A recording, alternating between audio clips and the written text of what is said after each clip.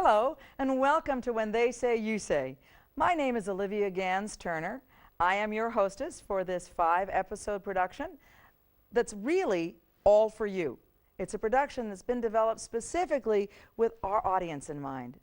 Individuals like yourselves from all over the country who are interested or want to learn more about how they can actually effectively and positively present the pro-life message anywhere and at any time. It's something that those of us at the National Right to Life Committee developed a few years back when we realized that there were many new people coming into the movement, people who had not had opportunities to study the issue, to confront different kinds of individuals, to speak before different audiences, and yet there was this great desire to do this and do it well. So our goal was really to create something specifically for those of you watching, those of you who have joined us, and I hope will stay with us for all 5 episodes. Because truly, when you begin, you don't want to stop. You want to maintain and develop and grow in your ability to be a voice for the voiceless. Now, my belief about all of these sort of issues is that everyone can do this well. There really, really are no reasons why anyone of any age or any situation can't become an effective pro-life speaker. Myself included. I started in the movement several years back in the mid-1980s after my own abortion experience. I have since that time, when I joined the National Right to Life staff, spoken in all 50 states and in 17 countries outside the United States about various elements of the pro-life issue, most particularly, most often about post-abortion problems, post-abortion syndrome, but not exclusively. I've done a lot of media. I've spoken at universities. You've probably, some of you, even seen me on other television programs. But right now, I'm with you. We believe at National Right to Life that it is necessary for all of us to learn how to speak and to persuade and to do so effectively. We believe that because, frankly, I will not always be where you will be. And you will find yourself with opportunities that I will never get. So we want you to feel like you know what you want to know and need to know to approach anyone at any time, in your church, in your office, as a part of a pro-life organization, at a checkout stand at the grocery store. Anywhere at any time you could find yourself involved in a pro-life conversation. And I want you to know something else, a little secret that those of us who've done this for a long time know. There are no new arguments. Every question, every challenge that you're ever going to get, basically, it's been around for quite a while. The way it's phrased and the way it's changed may be different, but it's always the same. That idea came from my colleague, Mrs. Mary Spalding Balch, who is the State Legislative Director at National Right to Life. I am the Director of American Victims of Abortion, but I'm also one of the primary spokespeople for National Right to Life. And we talked together about what were these basic arguments, these basic questions, and how could you compile them and make some sense of them for the average pro-lifer, the average person trying to be a good advocate for life. We boiled it down, basically, to 5 specific arguments. We really think there are only 5, under which every version of an argument against life is going to come. The 5 arguments are very simple, and we'll talk about them, break them down episode by episode, so hopefully you'll stay with us for the whole series. The first argument is always, it's not a baby, it's just a blob of tissue, and all the different variations of what that argument sounds like. The second argument is, it's my body, it's my choice, and all the various ways that we might hear that argument expressed. And we'll go through all of those episode by episode. The third argument is, every child should be a wanted child. And all of the social arguments that kind of tag on to that, things like poverty, child abuse, overpopulation, all of those combinations. The fourth argument is one that comes up very often when some of our arguments have begun to be persuasive, and that is that if you make abortion illegal, you'll drive women back to the back alley. It's not true, but we'll go into why in one of the other episodes. And the final set of arguments are the hard cases. What if the mother's been raped or is a victim of incest, or the baby's going to be born with a severe disability, or, God forbid, the mother's life is actually imminently threatened by the pregnancy? All of these are arguments that there are good answers for, good responses. And the goal of this whole episode and whole series is to help you realize that there is an appropriate way, and a positive way, and an effective way to respond to any argument that comes your way, and to feel comfortable doing that. Now, in order to do that well, I need to help you understand that this entire concept is about communication. If we're not communicating effectively as pro-lifers, then we're not doing our job. It's simply not working. So for me, communication has certain factors that are essential. Communication means that I'm working with someone else. I'm in connection to someone else. I'm respecting the other. I'm really concerned about the other's point of view. I know what my point of view is. I know that scientifically a baby needs to be protected under the law, that all unborn children have beating hearts as early as 18 to 20 days, that they have brain waves by 6 weeks, that they can feel pain at 20 weeks. I know that this is a member of the human family, but the individuals I'm speaking to may not know what I know. So for me to communicate, I have to care more about their understanding or perspective than I do about my own facts and figures. That's the truth. We are really out not only to save the lives of the babies, but we as pro-lifers are trying to save everybody's life, because we understand that if one group of human beings can be disposable, all of us find our lives forfeit. It's true that many people in our society don't understand this risk or what's at stake in the debate, and they think it is just about unborn babies. But you and I know it's a much bigger story and a much bigger picture. So as we work together to save lives, we have to realize that there are a couple of things that we always have in our grab bags of tricks, if you will, that make us more effective communicators. You want to know what I think the number one tool is that you have with you all the time? I've been talking about it one way or another. It's your ears. Your ability to listen, and to listen well, will make you a truly effective communicator.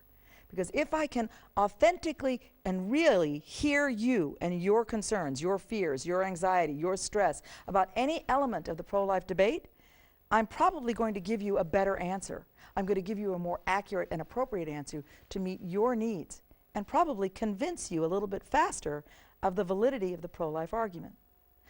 Now the second part of that listening is active listening. When I'm watching you and looking at you, eye contact and a smile really allows me to connect to you very quickly and much more directly. I'm actually notorious when I'm on a university campus for speaking very specifically and directly to any particular student who's talking to me at that moment. At that moment, the rest of the room is invisible to me. Only that student who's asked me the question matters in that moment.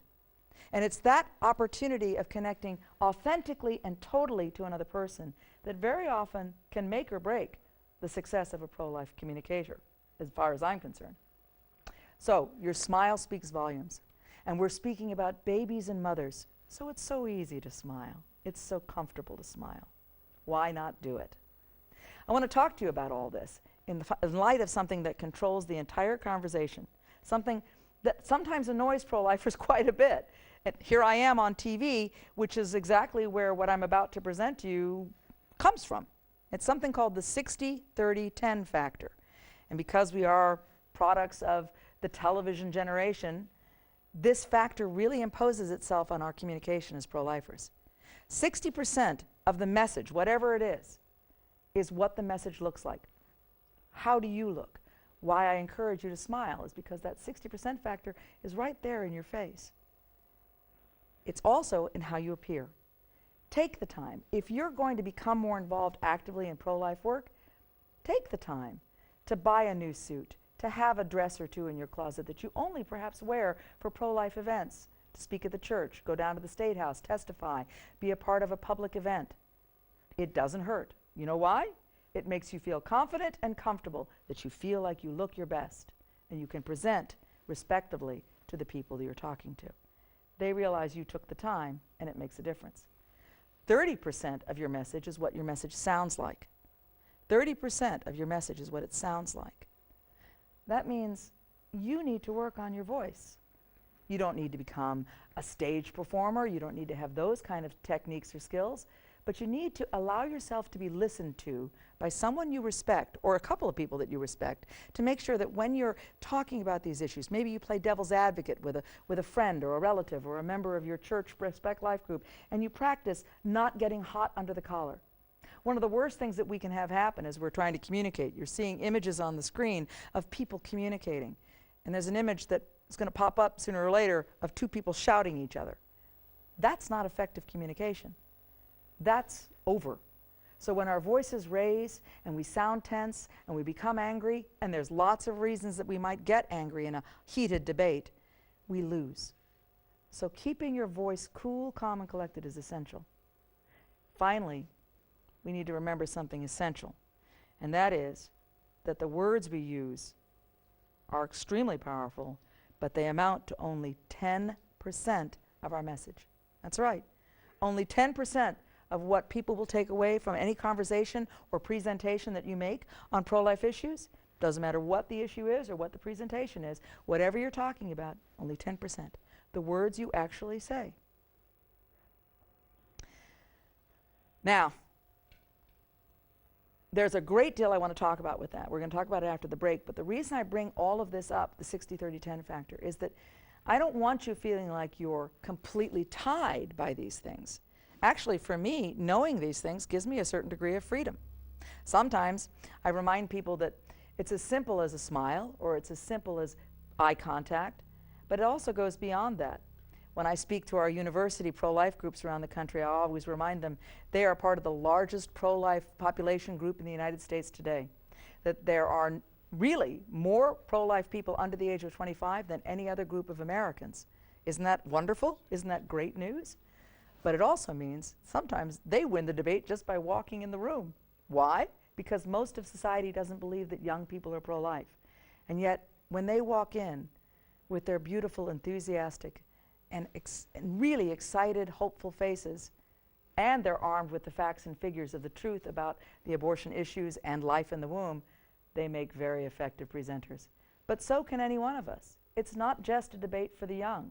It's an opportunity for all of us to prepare and be aware of what we're doing and how effective we can be.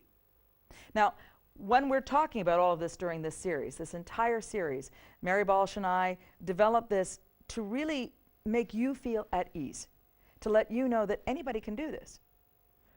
Yes, I've done a lot of TV. Yes, I speak in all kinds of interesting environments. Yes, I've been abroad. But the truth is, I didn't like doing any of this when I started. I was quite nervous. I didn't think I could do it at all. The idea of speaking in public was really not for me. And what I've learned over the years is that I speak because they cannot. I speak because it is just and right that they have a voice in this debate. And if we do not find ours, they will have none. So for all of us watching this series, we need to find our voices. We need to find the courage to do this and do it well. If in the course of conversation, what you're saying is more about your need to be heard than their need to be heard, then I would put it to you that you are failing. And you need to rethink what's the most important thing in this conversation. And that is to lovingly and rightfully speak for them to others who need to be loved as well.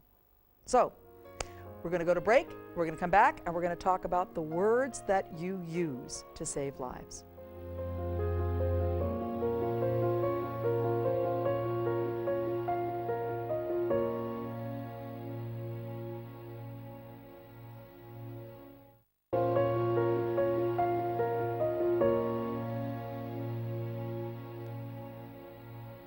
Welcome back. So glad you stayed with us, because this is going to be an important part of this segment today. We talked earlier in the first part of the show, welcoming all of you to be a part of this extraordinary new idea and way of thinking about pro-life arguments. Also means thinking about the words that we use. We talked about how important the words were, that they actually amount to 10% of the message that you get across to whatever audience. That's why commercials are planned the way they are, because it's just that little tiny jingle that stays in your head. 10% are the words that actually say, that you say. Now that can frustrate pro-lifers, because pro-lifers have a wealth of knowledge. We're often very well read, we've studied scientific information, we have access to maybe philosophical or theological arguments that are relevant from our perspective or our position in life, and we want to bring all that forward in the conversation. But I'll tell you this, if you overload the conversation with everything you know, then you're not communicating well and effectively to the people who don't know all that you know and may never know it. But what they want is for you to answer their questions, to answer them specifically and to answer them concisely. So the words become important. And words do have power.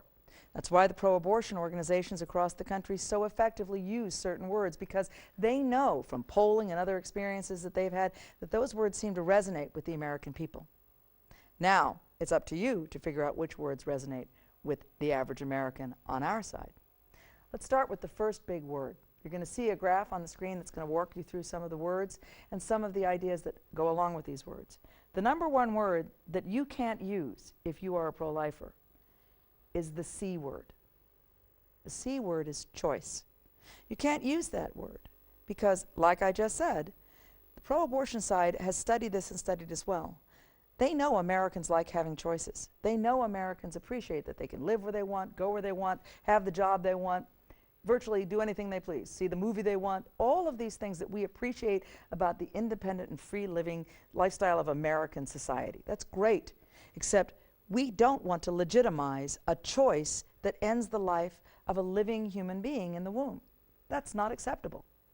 So when we use the word, the C word, we're actually continuing to validate that. And many times pro-lifers aren't aware of how much the debate, the ideas have seeped into our minds and the way we use words without even realizing it, that may dehumanize or take away the power of our pro-life message. The C word is one of them. What can you use instead?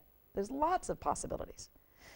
The way that I usually deal with this is to say when a woman is pregnant, she has many options to consider. There are a variety of life-affirming decisions she can make that will protect her and her child. There are different courses of action she can pursue that don't involve harming her body and killing her child. All of these are appropriate ways to replace the C word. It's a lot of fun seeing how many ways you can come up with to compassionately and accurately replace the C word. The next big word that you really cannot use, because it completely, unfortunately, in our modern society now dehumanizes the unborn child, is the word I call the F word, fetus.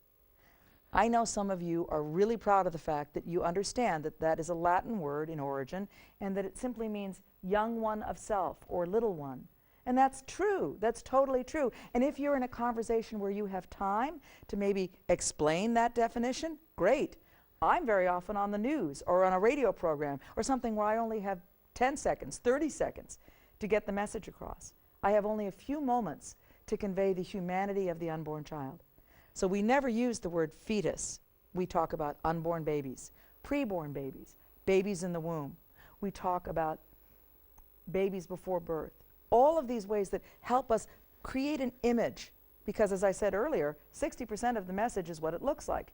With your words, you can create an image that immediately sends a message to the mind of a beautiful, precious, unborn child, definitely in need of protection under the law.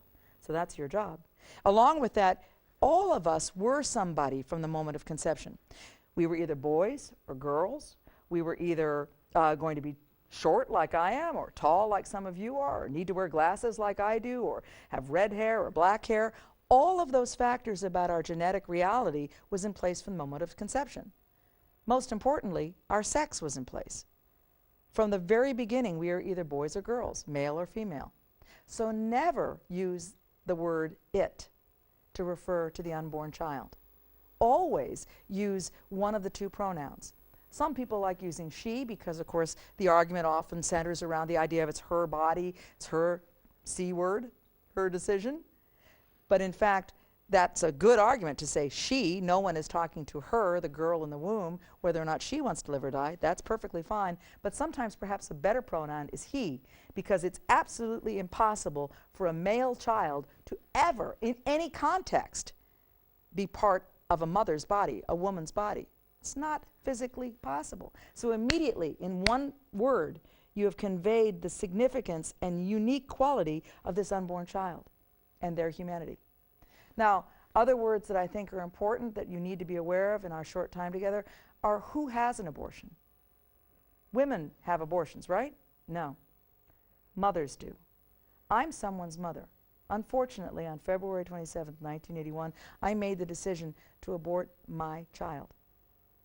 I know that I will always be that child's mother. And I made a decision for my child that was a deadly decision that has left me with issues and memories and factors in my life that I will always be dealing with in one way or the other. So I made a permanent decision, like every parent does for their children. My decision was a poor one.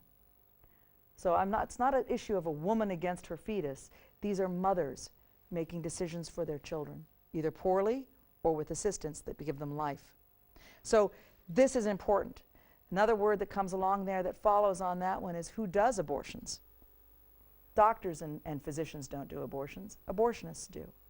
It's important that we take away the idea that there's something acceptable or something appropriate about the behavior of individuals who are trained to be medical healers who now participate in this ugly and deadly experience, this violence of abortion.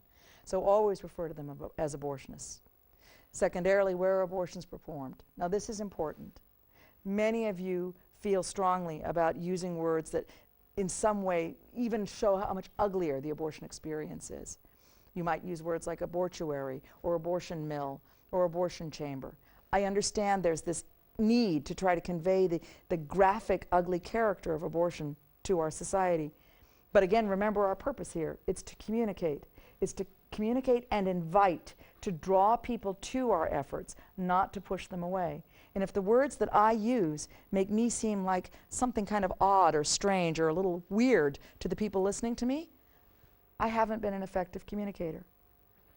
We never refer to abortion clinics or hospitals that perform abortions. As a rule at National Right to Life, we use the term facility. Because when you go to a hospital or clinic, you expect to get treatment and to walk out healthy and well, hopefully.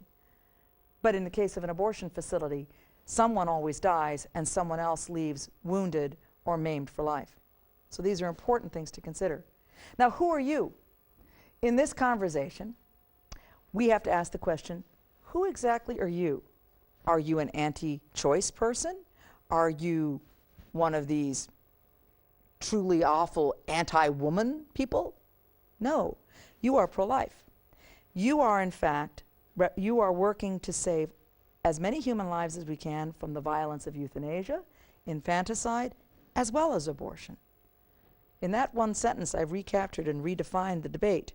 I started at the other end of where the pro-life movement has always seen its effective role. National Right to Life has always been involved in the comprehensive discussion of how to protect not only the unborn and their mothers from the violence of abortion, but always the idea that we would have to be, as an organization and a country, involved in protecting the elderly or those with disabilities or those who have disease that cannot be treated any other way.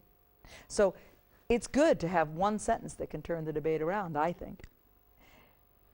Another word. So you are always pro-life. You are always working to protect innocent human life. They are always anti-life or pro-abortion. Anti-life in the case of people involved in perhaps physician-assisted suicide or other programs like that or efforts like that. When it comes to abortion, they are always pro-abortion, and you are always pro-life. And redefine it. If someone calls you anti-abortion, redefine it. Say, no, I don't think you understand who I am or what I work with or what we represent. Let me explain that what the pro-life issue is to you, what I consider myself to be as a pro-lifer. Important, important, important. Now, what are you trying to do? You are trying to pass protective laws, not restrictive laws, not laws that outlaw or ban abortion, but rather laws that are protective, the most protective laws possible. Moderate and reasonable laws, laws like parental involvement laws, which overwhelmingly 83% of Americans support. Laws like women's right to know laws, which over 90% of Americans support. Laws that would guarantee that mothers and fathers are told before their minor-age daughters get an abortion. Or laws like women's right to know laws that recognize that women getting an abortion, a mother walking in, has to be given full information before that abortion occurs. So, knowing who you are is a big part of the debate. Let me get to the one big last word that I think is critical here. And by the way, all of the information we're presenting during the series is available from nrlc.org. That's the National Right to Life Committee's website, nrlc.org. We will provide you with the packet that covers all of this information. The final big word that I think is important for us to talk about, and this may jar some of my watchers and my viewers. What do you think abortion is? Many of you watching are going to answer me right now and say abortion is murder. And I understand that sentiment. I know where you're coming from. We don't refer to abortion as murder at National Right to Life for the simple reason that, unfortunately, tragically, horrifyingly, abortion is legal in the United States of America. Murder is a legal term. It has legal connotations. Most horrifically, since Roe v. Wade in 1973 and Doe v. Bolton, the companion decision, abortion has been legal through all 9 months of pregnancy throughout the majority of the United States. That's quite terrifying to ponder. What is abortion? Abortion is always a deliberate act that kills an unborn child. It is always killing unborn children. And the reason I bring that up is that, again, if someone I know that I'm talking to understands the legal concept here, they're not going to be listening to me anymore if I insist that abortion is murder. The other phenomenon that I need you to realize is that, once again, let me remind you, you may very well be talking to me, that woman who's had an abortion, that woman who is in need of healing, who is in need of an opportunity to know the peace and forgiveness that may be available to me when I find the appropriate counselor or pastoral care, that I can heal from the hurt that I live with on a daily basis. If I hear you accusing me of murder, that conversation will be over. For all of these reasons, I want you to be aware that the words that we use matter, because we're always talking to someone who has a story of their own, someone who has experiences that you don't have, that I don't have.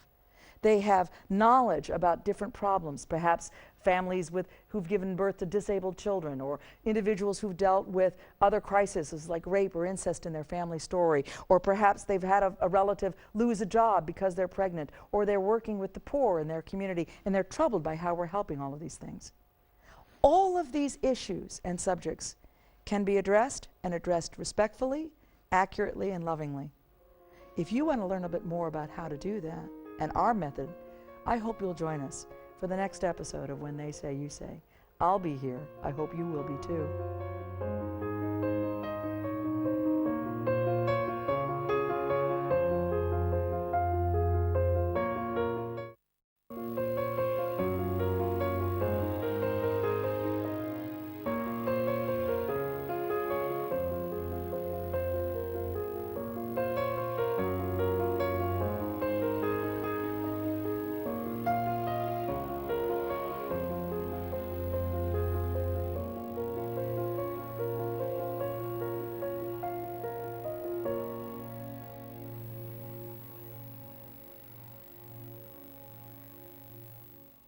Hello, and welcome back to the second episode of When They Say, You Say. I'm Olivia Gans-Turner, your hostess, and I'm thrilled that you joined us again for the second installment of this, what we hope is very valuable and very important pro-life series here on EWTN. I think that all of us who were together on our first episode learned a few lessons. I know I did. I learned that one of the things that I have to do is make sure I'm hearing you. So before this episode is out, I'm going to listen to a couple of your hard questions, and we're going to answer them. But let's start with the beginning and the basics before we get to that exciting part of the program. I know that all of us who are concerned about the pro-life issue realize that the centerpiece of the whole conversation is the unborn child. But when I spoke to you yesterday, I mentioned that there are 5 basic arguments. And the first of those arguments that often gets thrown our way in any setting that we as people concerned about life are addressing, private, public, wherever we are, is the number 1 argument. It's not a baby, it's a blob of tissue. Now, what I want you to understand is that when we talk about this issue, there are a variety of ways you might hear that argument made. You might hear somebody say something like, oh, well, you know, you have your point of view and I have mine, and maybe your church teaches you that, but I don't believe what your church teaches. So it's not really a baby if I don't think it is. Or we might hear somebody say something like, well, you know, I mean, really, these days, with all the technology to do different things before people are even born, manipulation of the human genome, etc., how do we really know that this is a baby? How can we even verify that? The only thing we actually do know is that there is a potential life in the womb, something that might grow into a human being like the rest of us. And you hear these various kinds of arguments. They're all basically the same effort made within our society to dehumanizing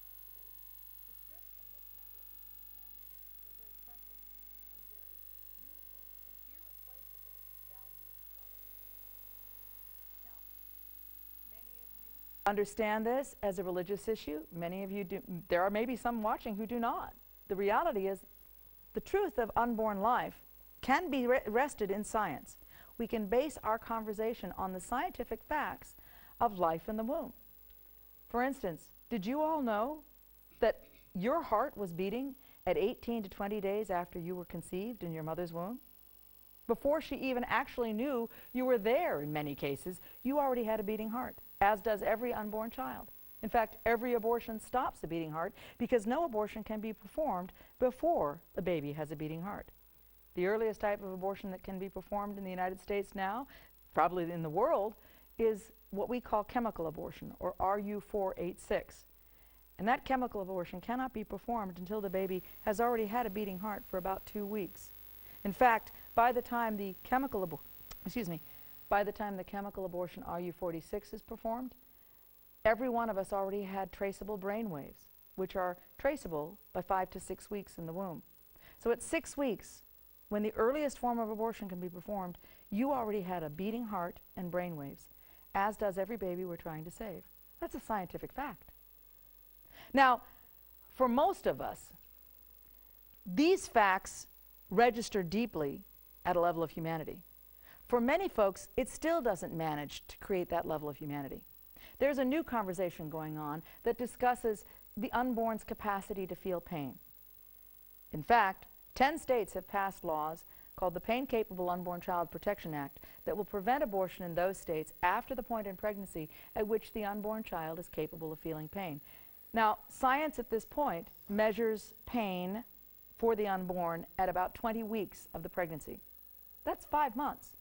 That's very young, and it's actually 2 weeks before most babies who might be born preemie can actually survive. Although more and more babies are being born at 22 weeks, and one has even been proven to be born at 21 weeks and has survived.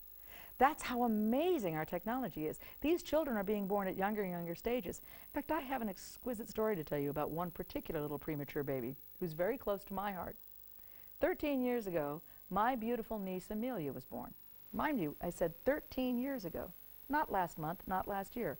13 years ago, she was born at 22 weeks. She was as big as your hand. She's now a healthy, beautiful 13-year-old going off to high school next year. Most people in America have no idea that children born at that stage of pregnancy, because of whatever complication may have been going on in their mother's pregnancy, can survive and are healthy. So these are facts about life in the womb that we have an obligation to bring to the conversation. By so doing, we give back the baby's face.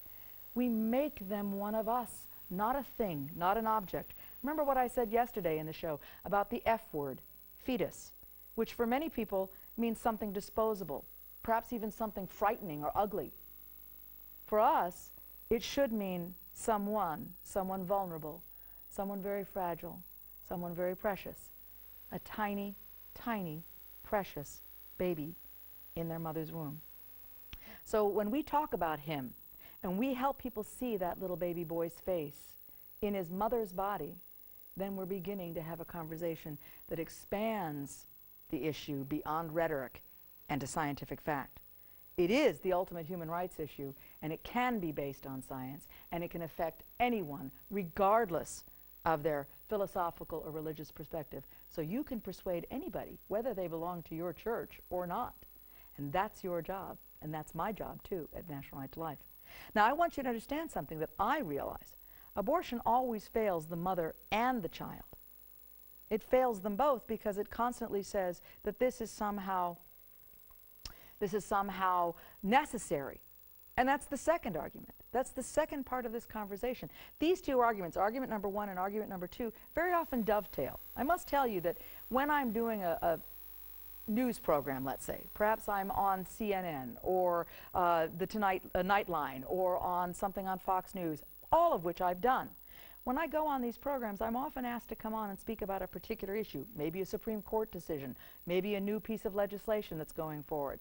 Ultimately, the decision or the conversation steers back to these basic elemental questions of, is this a human being or not? And what about the mother's right to make this decision? So when we talk about the second argument, it's my body, my choice, then we have to remember that in reality, there is a decision being made. It's a life or death decision that this mother is making. It's a permanent decision. But we must speak with enormous compassion. The mothers and fathers that we're speaking to, and remember I said yesterday that one of the most powerful components of how we are reaching society now is affected by something quite remarkable to ponder on. And that is, because of the sheer volume of abortions that have happened in the United States today, it is impossible for any one of us watching this program right now to think that we don't know someone who's had an abortion. I've had one. I have 7 brothers and sisters. I have multiple nieces and nephews. I have cousins. I have extended in-law family. All of those people know me. I'm very public with my story. Most people know that I had an abortion in 1981. The people you're talking to may have never shared their secret.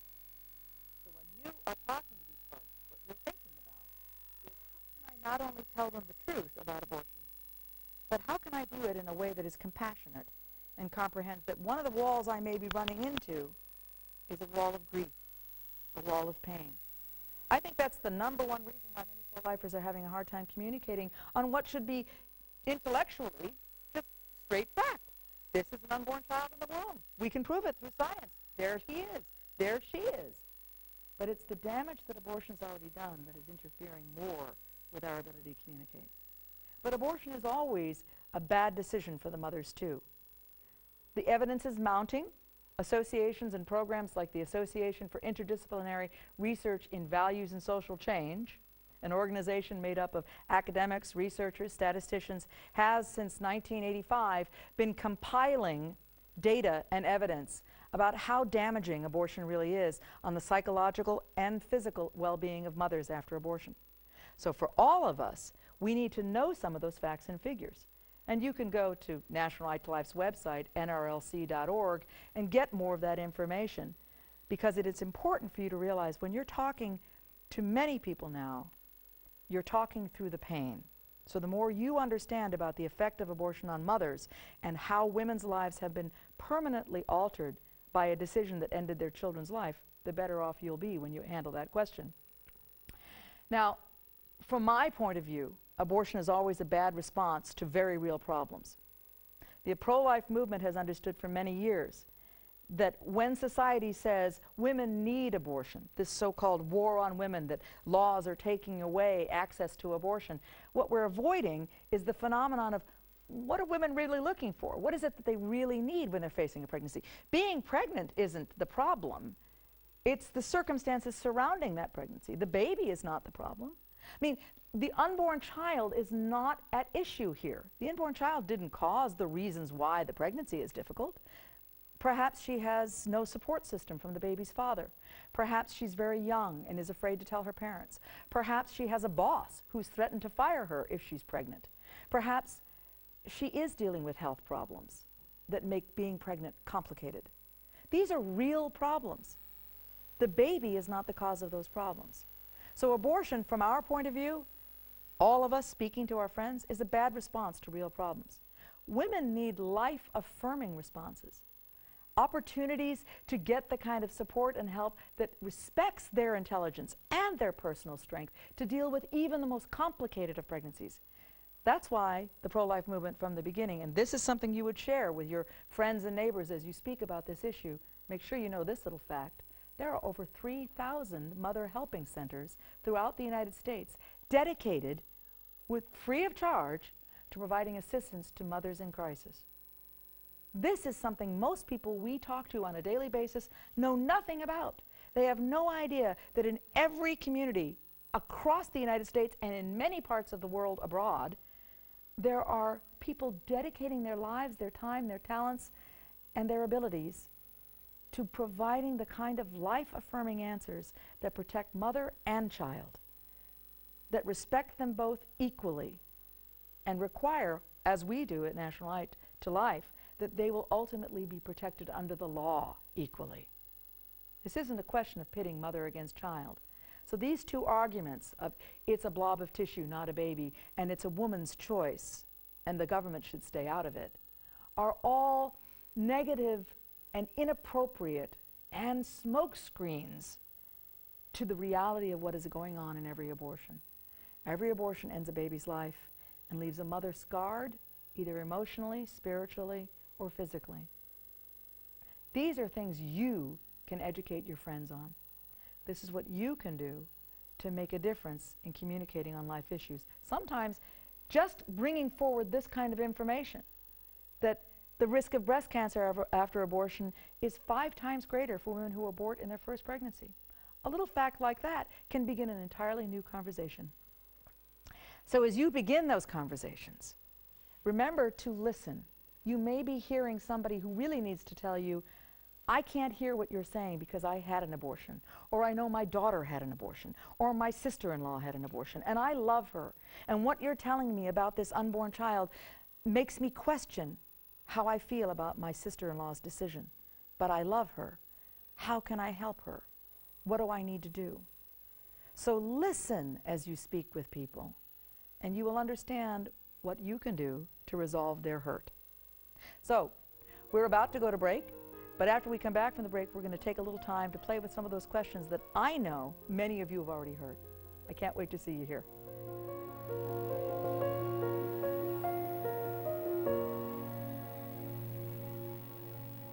I'm glad you came back. Glad to have you here in our second part of the second show of When They Say, You Say. Now, we were talking in the first part of the program today about the 2 first arguments, probably the most common arguments that folks run into when they try to talk about abortion either in a public setting or with their friends and family. The idea that baby's not a baby, it's just a blob of tissue, and all of the variations that spring from that idea. And the other argument that this decision is always a private one between a woman and her doctor, that it's the woman's choice and only her choice. And of course we talked about the fact that science proves completely that this is not a part of a woman's body that we're talking about, that this unborn child is a unique and genetically completely separate human being, that everything about this human being from the beginning of their life at fertilization is defined. Their potential height, their sex, their color of their skin, everything about who we are, even where we might gain weight in the future, all of that is already a part of our genetic makeup at the moment of our conception or fertilization. So that's number one. And number 2 is that other part of the equation, that this is a woman's decision and only hers. But of course what we aren't listening to in that kind of rhetoric is how much our society is negating the desire of most women to actually find a life-affirming option that will protect them and save their babies' lives. In my experience working with women after abortion, I can tell you with absolute sincerity, I have been on one hand, I could probably count on one hand, the number of women who I authentically believe really thought that the abortion was a good and positive experience. And that's after speaking in 50 states and 17 countries outside the U.S. Abortion never makes us feel happy about ourselves or stronger. It just leaves damage. So we know that there are better answers than abortion to these situations. Now, we've talked about the crisis pregnancy centers, how in fact these services, the pregnancy resource centers, the mother helping centers, are establishing a lifeline to many women who would otherwise find themselves alone and pressured by Planned Parenthood and other abortion programmers and providers and all of these individuals who are completely involved in the industry of abortion. We know they're out to hurt us. So we are looking for other ways that make a difference. I mean, the bottom line is really abortion hurts. We know that abortion hurts babies because unborn babies can feel pain at 20 weeks in the womb. We know that abortion hurts women because it leaves them either emotionally, physically, or spiritually scarred. We know that abortion hurts. So I want to take a few minutes at the end of the program each time, during the series actually, to look at some of the questions many of you have heard. There's a lot of ways these questions come up, a lot of things that pop up here and there. What we'll do is we'll take one or 2 of them, and at each episode, we'll break them apart and let you see how I believe you can answer successfully and reasonably on virtually anything that comes up, however it's phrased. Let's start with a big one for most of us. You have your own religious beliefs, and I have mine. So why do you feel like it's okay for you to force your beliefs on me or any woman? This is one of the ways that I would respond to that. I appreciate your beliefs, and I appreciate that you respect mine, but I don't form my opinion on this issue and my perspective on how it should be handled in our culture based solely on anybody's religious beliefs or philosophy. This issue actually, for many of us, transcends religion or philosophy because it can be so rooted in science. We know through scientific discovery that each one of us had a beating heart at 18 days after conception. We know that each one of us has brain waves at 6 weeks before virtually any abortion can be performed in the United States of America. We know that babies can feel pain in the womb at 20 weeks. And we know that this is genetically and scientifically a separate human being. No baby boy can ever be part of a woman's body, period.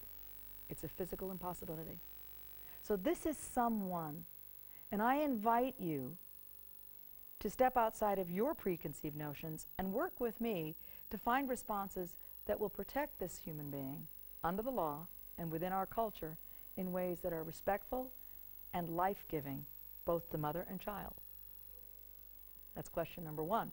Now, I'm not trying to insult anyone watching this program who takes their pro-life view from their own perspective and their own religious background. That is perfectly fine and appropriate. But most of the time, you're talking to people who may have no concept of that experience. So it's necessary for us to be able to speak about things that transcend what we have grown up with or what we may know or live in our daily experience. So reaching outside of our comfort zone sometimes brings somebody else into a comfort zone. That's my point with that answer. Here's another one for you. The fetus can't live outside of the woman's body, so it's not meaningful life. It's just potential life. Let's remember that this woman is carrying someone that we've already scientifically proven is a member of the human family. So now we have to deal with two individuals.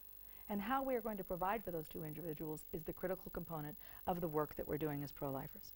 And hopefully many of you listening might actually be involved in the pregnancy resource centers. So discussing with folks how you would handle that is a very important part of that answer. Here's another big one. The woman should be allowed to decide when the fetus is a human being. The government should not be involved in this question. It's not the role or the place of politicians to decide these things. It's not the role or the place of politicians to decide these things. In a civilized society, we do expect our lawmakers to provide protection under the law for the vulnerable within our society, most particularly protecting our right to life. The debate that we are dealing with does ask the question, is human life worthy of protection from the very beginning?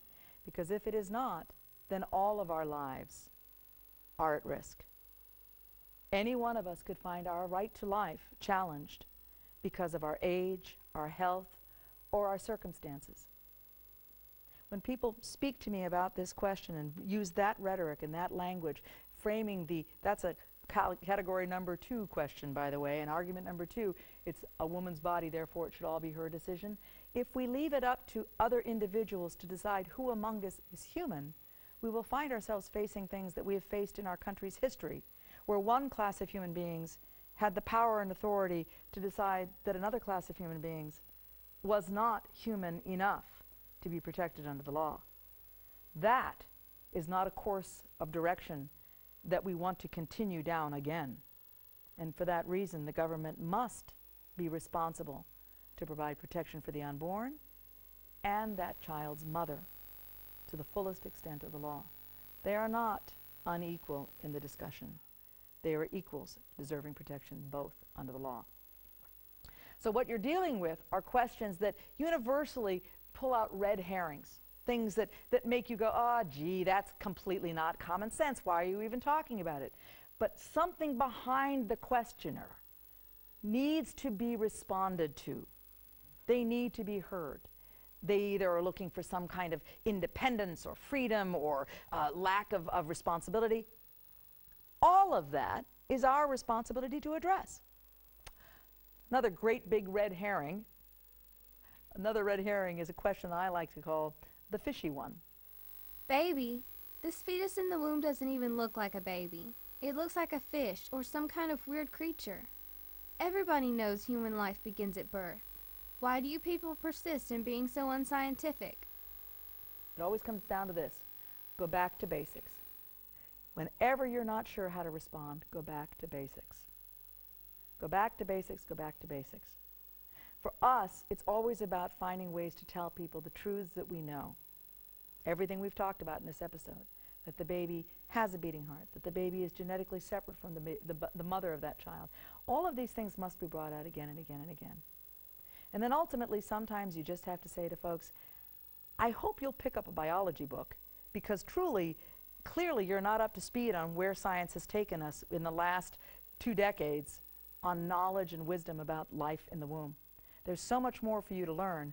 I hope I can introduce you to some of that. I think people are sometimes reaching for ways to avoid the truth. And sometimes when I'm dealing with certain individuals in certain settings, I must confess that I will be a little bit playful, shall we say, and just kind of go, come on, you and I both know there's no common sense behind that. I do advise you to carry a picture of the unborn. Preferably, please, no pictures of aborted babies. I really strongly urge you to remember that the point of our whole operation and our whole raison d'etre for this entire experience together is to learn to invite people into the movement, not to push them away. And since we've discussed the fact that so many people have been wounded by abortion in our culture, it is my experience that the pictures of the babies who have been aborted very often create a wall of fear or antagonism from those who are wounded in the conversation. Meanwhile, why not show the pictures of the beautiful creation of life? We have so many pictures now of these exquisite children living their lives beautifully in the womb, learning to suck their thumbs in their mother's body, learning to kick, moving, even smiling. There's a beautiful 4G image out there of a baby smiling. This is our truth. This is life waiting to be protected and to live. We know that the decision will lead to death, but in a society that is so immersed in it, let us be the face of life. Bring the face of this living, beautiful child to your listeners. Bring a voice of real downright compassion and caring to the mother who may be talking to you, or the brother, or the friend, or the father who challenges you on your position. Remembering that always your position is one of hopefulness and communication. Now, I want to have opportunities where you can continue to learn. Everyone has different experiences. You'll bring your own experiences to the whole conversation. Don't be afraid of that. Obviously, I use my experiences quite a bit when I'm talking about these issues. You'll have experiences. Figure that out for yourself. Use what you feel is appropriate. Find ways to communicate that mean something to you without hurting, without pushing away, without creating fear or antagonism. Now, bottom line is this. When we are working with each other, there will be times when we get frustrated. But remembering that we're dealing with truth will always create an opportunity to go back to the beginning and start again if need be. Now, I want to ask all of you if you'll do me a favor. I want you to come back tomorrow and we'll talk more about the next big issue that I think is a big stumbling block for many of us. Join us again on the next episode of When They Say, You Say, and I look forward to hearing your responses as you email us.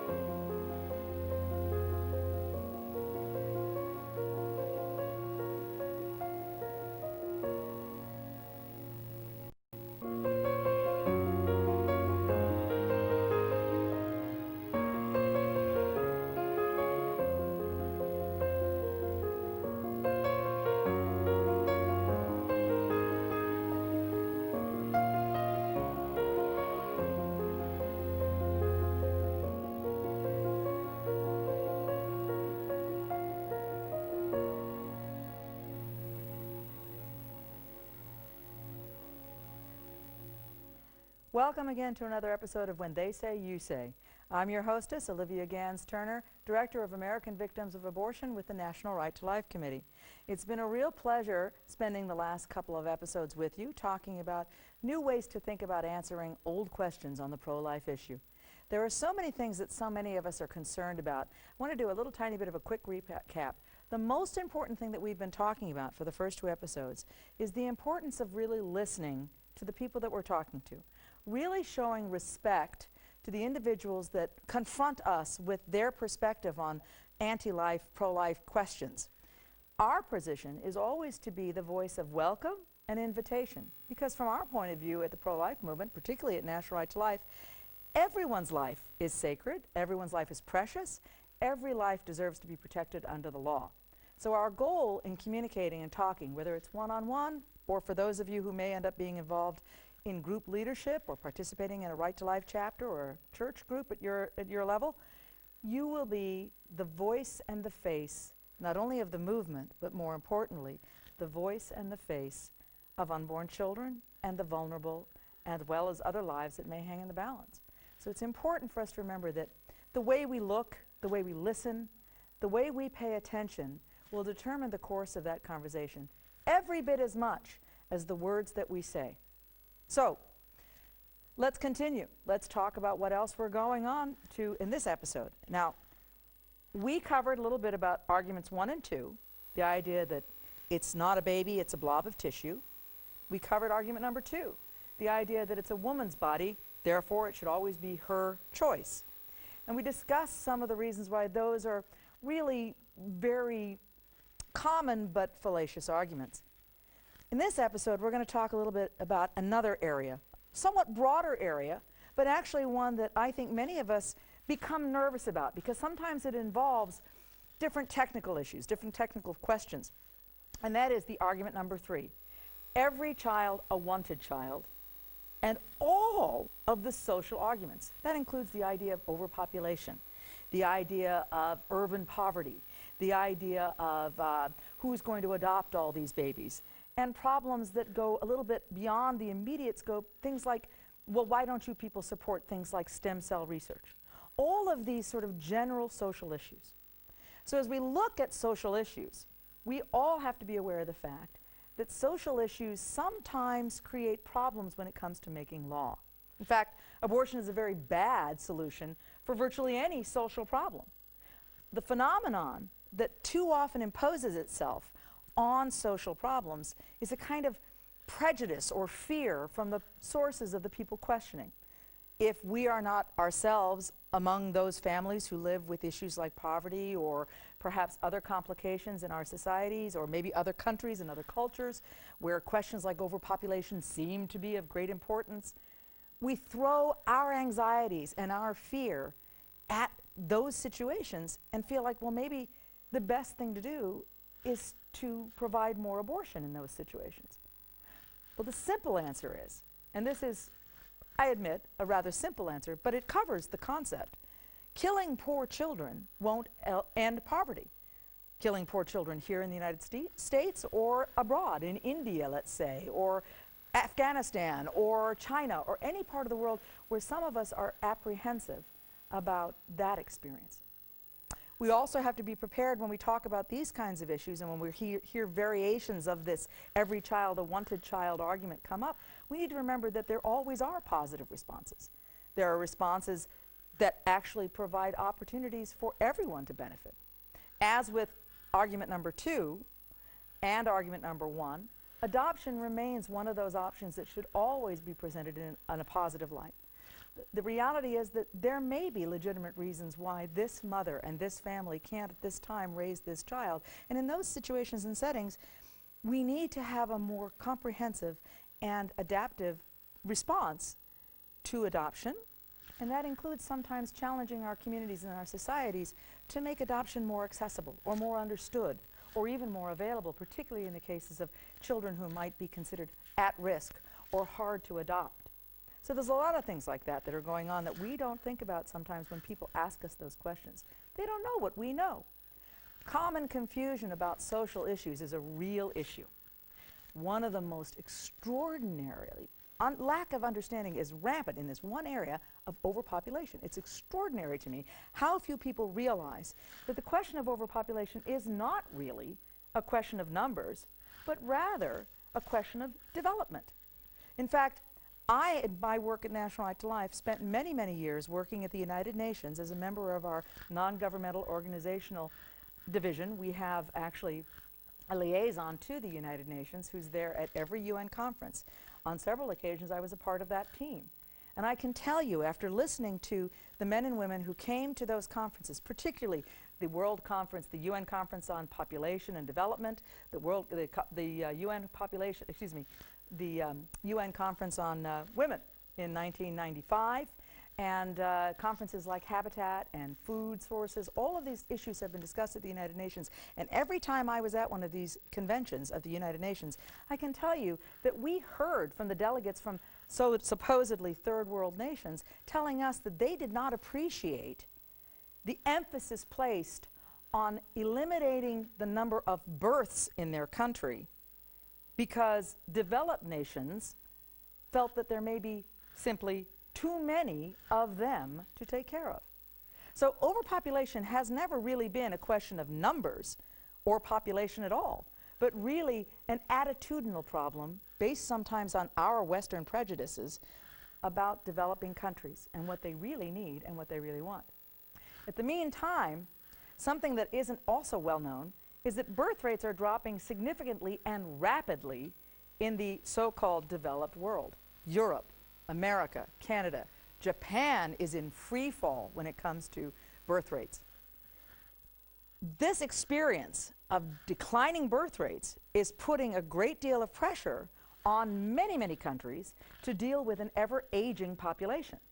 This phenomenon is something that is rarely discussed by the secular media, although very interestingly, only within the last year, including within the last week, have we seen certain sources, including CNBC and the New York Times, bring forward articles or editorials or commentary that actually, for the first time, in my recollection, acknowledge that this experience of declining birth rates is a significant issue and one that warrants attention. In fact, just within the last week, a CNBC editorialist made the commentary and a headline that said simply, "The world needs more babies."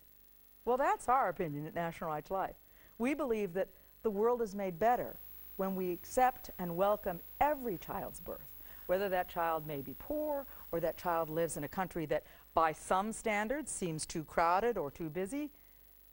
And in all cases, the challenge is really to us within our society to create more avenues of opportunity, support, and education or other tools that would benefit the individuals in question.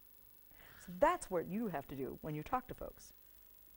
Now, at this point in time, I think many of us are concerned about that question because somehow or other it seems to be affecting us. Well, again, listening to the people we talk to, we hear some of their anxieties. For many of us, as society ages, or as we deal with certain other aspects of life, we're seeing there are concerns about certain illness or certain types of disability, other questions that involve our health. And for many in our society now, there's this idea that somehow or other the idea of stem cells will solve all of our problems. Well, the National Right to Life Committee and the majority of the pro-life movement have never opposed the use of adult stem cells to provide legitimate and effective cures working on all kinds of spectrums in society and all ages. In fact, what is little known in this discussion of that problem is that at this point in time, as I speak to you on this episode, the total of cures, actual cures or effective treatments that have been put forward or developed with adult stem cell research is 73 to 0 embryonic stem cell research cures. In other words, to date, there have been no significant breakthroughs that point to any effective treatments using embryonic stem cells. Now, these are children who would otherwise die, but someone in science thinks the better course of action is to use these human beings, tiny though they are, as cures for the rest of us. Well, these are obviously people who when we talk to them in the general public who simply don't have access to this kind of information. Individuals like Dr. David Prentice, who's probably one of the nation's absolutely leading experts on the subject of adult versus embryonic stem cell research, really, out of sympathy and pity, says that most people simply don't know. There's a general level of ignorance and lack of understanding about all of these kinds of social issues, whichever one you talk about, that simply means it's up to us to bring forward more information. So when you find yourself challenged with these types of problems, it's a question of how is society failing to meet these challenges? And why do most of our folks and friends not know these things? Well, we all know the answer to that.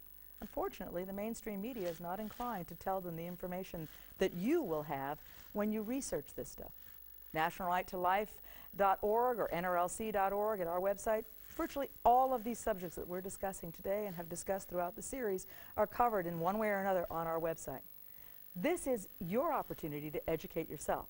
And while you educate yourself, you prepare better and better and better answers with more and more accurate information, so that while you're listening and you're smiling and you're ready to answer the questions, you will have the facts that you need. You never need to fear that. The facts are there. Your task is simply to prepare your answers. Now, at this point in time, I want to, on the series, I think it's important for me to remind you that these kinds of social issues and social questions, because they kind of mix, unfortunately, with a degree of anxiety or even social prejudice, it sometimes behooves us to stop and think and make sure that our own intentions are clear and fresh and clean. And our true goal is set always to put the value of each life, including the individuals we're talking to, at the highest of priorities. Now, I don't know about you, but I sometimes find myself getting anxious or worried when I find people talking to me about these things. When I hear people saying, well, the world is so overpopulated, I ask them, have they ever flown over the United States? I have. I've flown over the United States so many times I can't tell you. And you know, many of you actually watching this show have actually heard the phenomenon that I'm aware of, that you could take the entire population of the world and fit it into the state of Texas. According to the recent New York Times article I mentioned earlier, that is actually still the case. The Population Research Institute, led by Mr. Stephen Mosher, actually has verified this again and again and again. Their website is full of important information that guides you through this conversation. You can find out the answers. And if you stay with us after the break, I'll answer a few questions for you.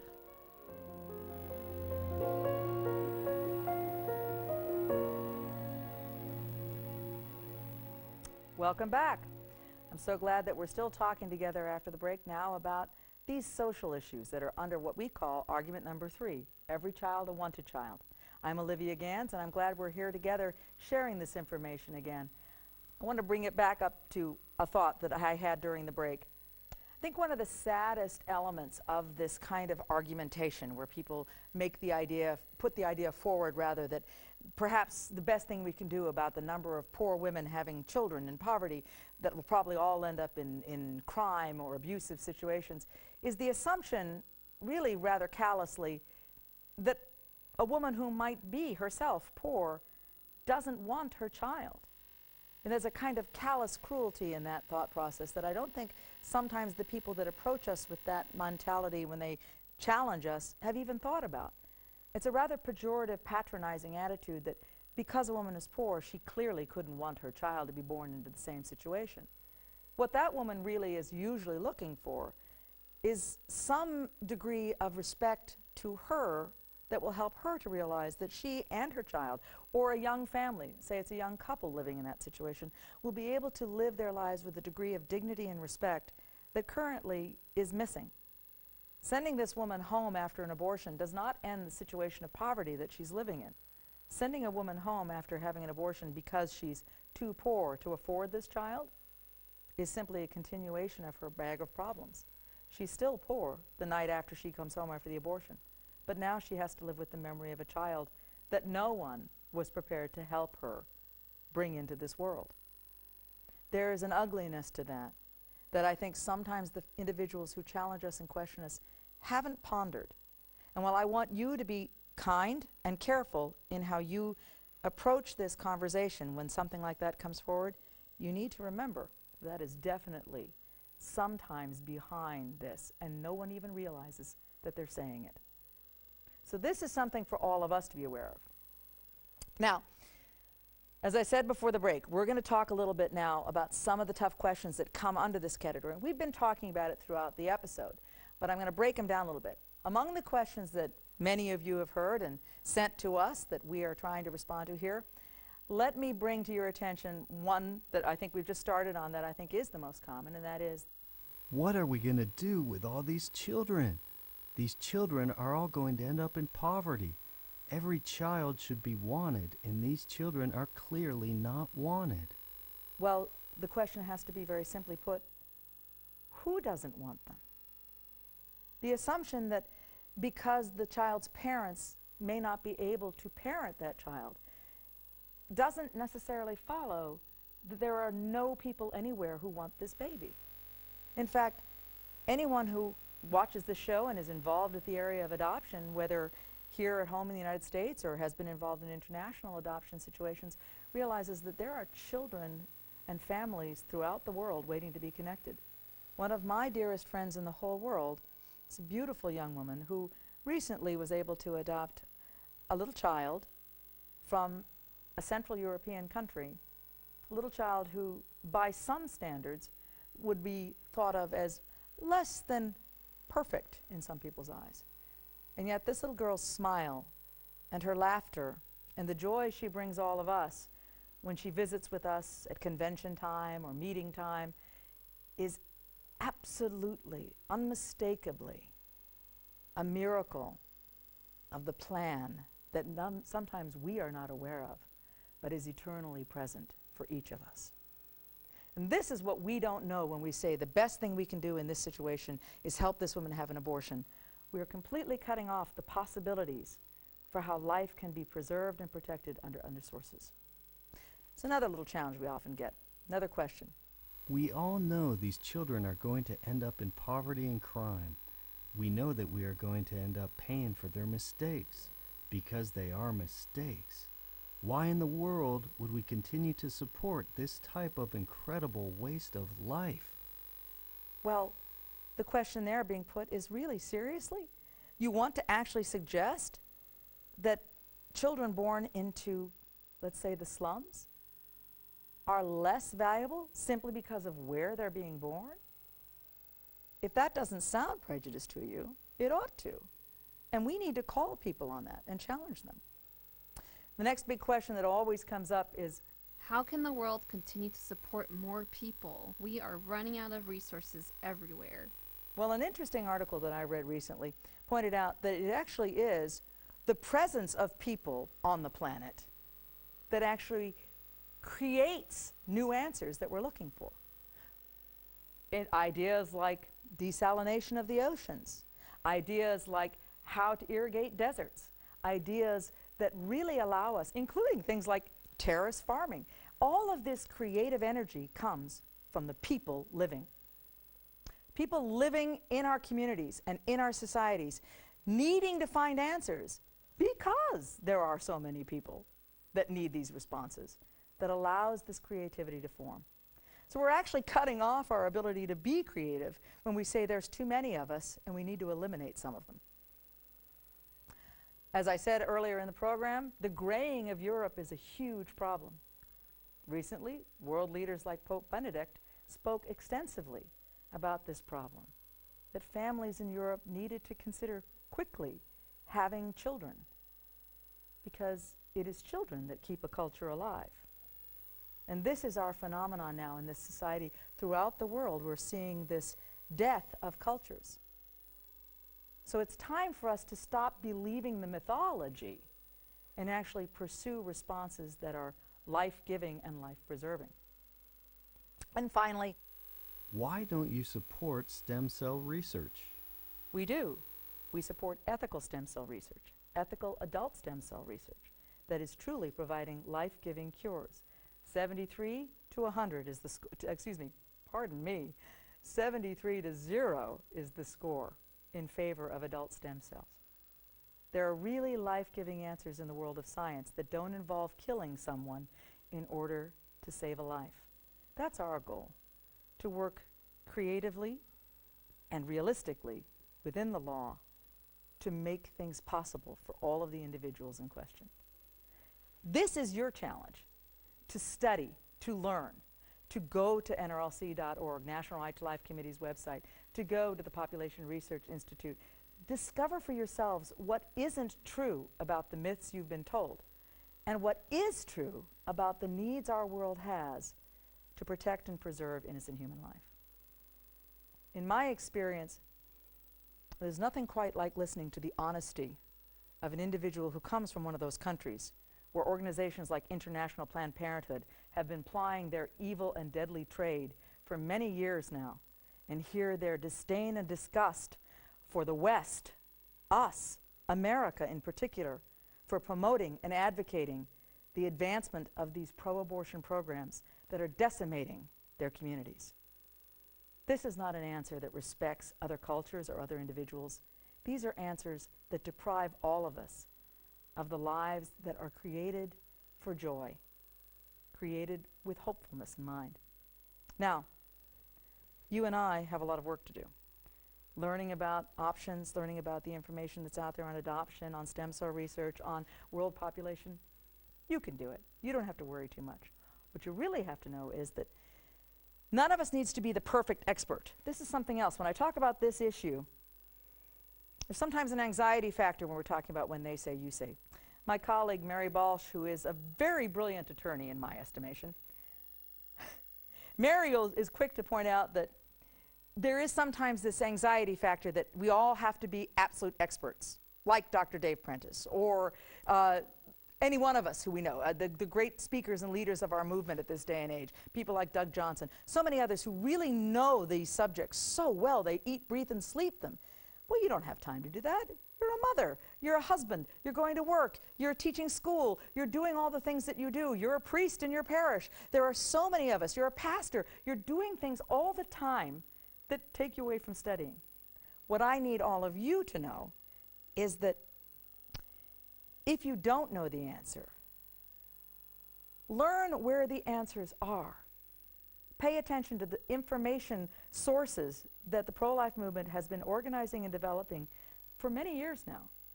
And don't be afraid to say, I don't know if I can answer all of your questions, but may I refer you to these organizations. You can do this, and you can make it easier for the people you're talking to. Finally, when somebody says to you, Who will care for all of the babies you want to be born? remember this, most of the time, the people who are pregnant, the mothers facing this life and death decision, would prefer to care for their own babies. And if we connect the dots for this mother, for this young couple, for this family, to the help that you and I know the pro-life movement provides every day to women all across the United States and in other countries outside of the United States, that question would be moot, because most of us, the mothers of these children, want to hold and caress and raise our own children, whether we're here in the United States or in Central Africa. We all want the same thing, life-affirming responses to real personal and social issues. Don't be afraid to challenge the people that talk to you about these things. Most of the time, it's not cruelty or ugliness that drives them. It's simply ignorance, lack of information, and lack of opportunity to be challenged to think it through. When you're talking to people, remember that you may be the first pro-lifer they've ever spoken to. So when we're talking about babies and mother helping centers and opportunities that are life-giving and life-affirming, like adult stem cell research or adoption services that are expanded every day, or the value of a developed society versus one that's shut down due to low birth rate or any other problem, you're expanding people's horizons. And you're breaking stereotypes. because you're not what they expect. That's pretty exciting. I find it exciting. I want you to think about that.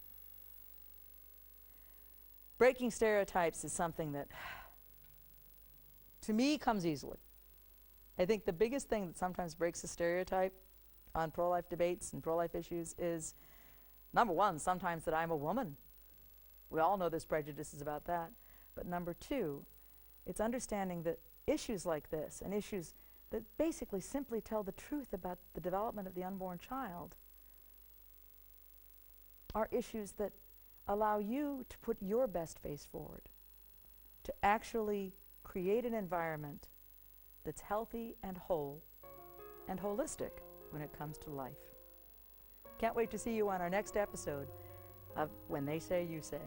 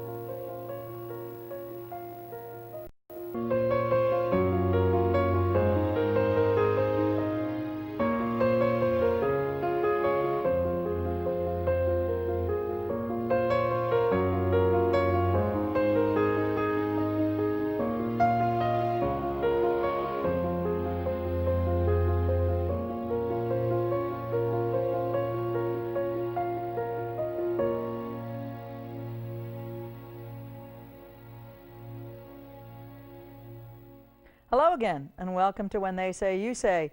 This is our fourth episode together, and we've been having a good conversation. I'm Olivia Gans-Turner. I am your hostess and Director of American Victims of Abortion for the National Right to Life Committee. Now, we've been talking for the last couple of episodes about some of the things that people tend to stumble over when they're challenged by individuals who approach you, challenging your pro-life point of view, challenging your perspective on these critical life issues that our society faces. We all know that since 1973, there have been so many abortions, millions upon millions. Over 40 million children have lost their lives because of Roe v. Wade and legalized abortion. But a lot of people don't know some of the history behind that. And that brings us to our fourth argument. The fourth argument is always, invariably, eventually, the conversation rolls around to, yes, but if you pro-life people, you anti-choice people rather, make abortion illegal, you will force women to go back to back alley abortionists, and they'll all die. Well, that is almost always, invariably, where the course of the conversation goes, because people want to create a scary scenario that really, in point of fact, never existed to begin with. That phenomenon of throwing out the worst possible scenario is actually based on an entirely scandalizingly, tantalizingly developed strategy of the pro-abortion community. NARAL, the National Abortion Rights Action League, Planned Parenthood, the National Abortion Federation, and others involved in the early war, battle, struggle, if you will, to get Roe v. Wade to the courts and to make abortion legal in America, actually crafted the very argument that number 4 is based on. This very concept that we must legalize abortion, otherwise women will be forced to use back alley butchers, was crafted by the pro-abortion industry. Chief among them, this whole red herring argument was crafted by Dr. Bernard Nathanson, who was the founder of the National Abortion Rights Action League. Now, many of you watching this episode have actually read some of Dr. Nathanson's books, and you know the history of this extraordinary man, who he ran for several years the largest abortion facility in New York City.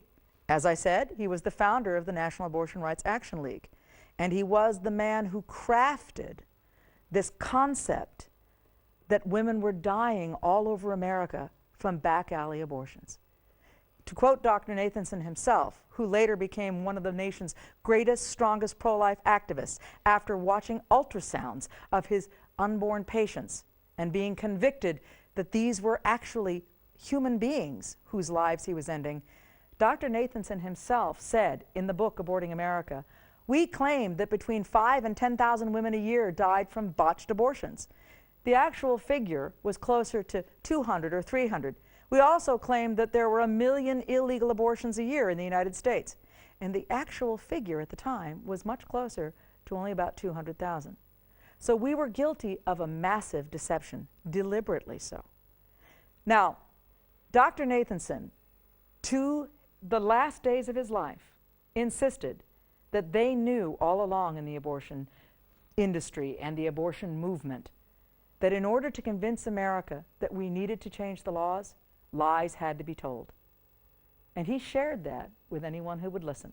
I was honored and pleased to get to know the man, and I was struck by his sincerity and conviction and change of heart. Now, the other phenomenon that is not often mentioned when we talk about the idea of illegal abortion and back alley abortions is that, in point of fact, many of you may not know that the real reasons that women did, the mortality rate, the number of women, that is, who are dying from illegal abortions, did come down, was actually not to do with the abortion practices at all of that time or this time.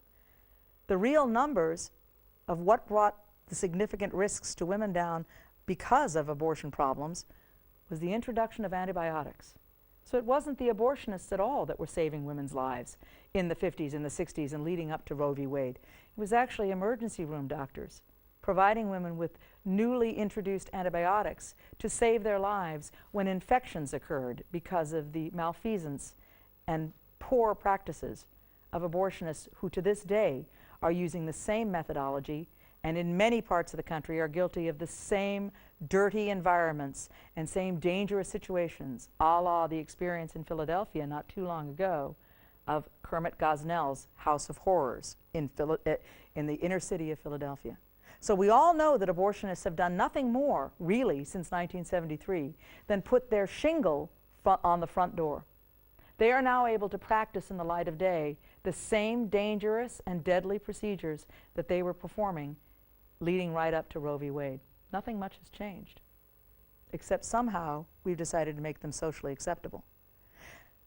It is important to know that in the year before Roe v. Wade came down, 39 women did die, according to the Centers for Disease Control.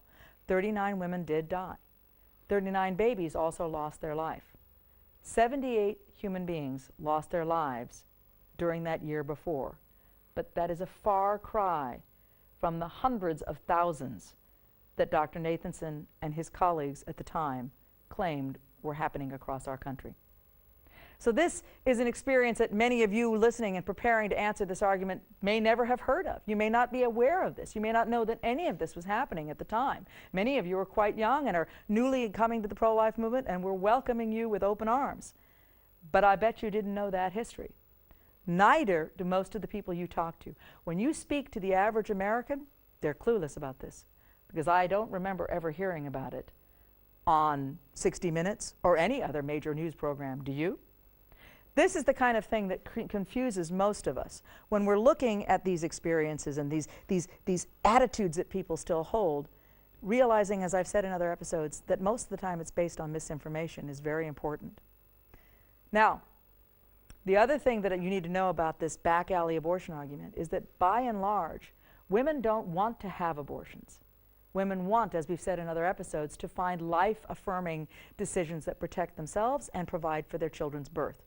Women most of the time will choose life when given the truth, both about the reality of their unborn child's life, the fetal facts, as we like to call them, the idea that their baby has a beating heart, the truth that science tells them the heart is beating at 18 days to 20 days after conception, that they have brain waves at 6 weeks, which is the earliest point at which an abortion can be performed, and that their babies can feel pain at 20 weeks in the womb. When we discuss all these facts of life with mothers, giving their children back their humanity usually helps women make the decision for life. Now, along those same lines, as women are looking at this information, they're also looking at the help that's available. In many states that now have women's right to know laws, when women are given the opportunity to get the full range of information about what kind of services are provided, either through state authorities or through private agencies or pro-life crisis pregnancy centers or pregnancy resource centers, they make the decision based on information that abortion providers are never going to give them. So as a result, more and more often, where we have states that have passed women's right to know laws or other laws along those lines, we see the numbers of abortions dropping significantly. Not because women are being bamboozled, but rather because women are being given all of the information that they must have before they make this permanent life and death decision. It's only right and proper to treat women with that kind of integrity and respect. So, laws save lives, and we know that. And we know that pro-life laws across the United States are bringing down the numbers of abortion. The abortion rate was at its lowest that it's been in 10 years. This past spring, this past summer, we just saw the new numbers that have come out, and it's stunning to see the effect of pro-life laws that educate and protect at the same time, and how they are dramatically shifting Americans away from abortion, particularly American women, to life-giving decisions. Now, the other end of this session, before we get into the hard questions, is a big one, and it's a sensitive one. It's a powerful one. When you finally reach a point in a conversation or a debate situation, it's my experience that at some point, that interchange of ideas with the other person or group will eventually roll around to the big ones, what we call at National Right to Life the hard cases. What do you do for a woman who's been raped or is the victim of incest? Or when a family has been told, a couple has been told the baby they're expecting is going to be born with some serious disease or disability that could in fact lead to the child's death within hours of being born? Or what if the mother's life is actually threatened by the continuance of the pregnancy? These are what we call the hard cases. Now, another little fact that many people don't realize is that of all the abortions performed in the United States today, that particular group, that entire group that I just mentioned, of abortions being done in America under those circumstances, amounts to a little less than 4% of the abortions currently occurring. That means that overwhelmingly 96% of all abortions are being done for what one would call personal or social reasons, all of which we discussed in other shows, better ways to resolve those issues than killing one of the individuals involved in the conversation, the baby in the womb.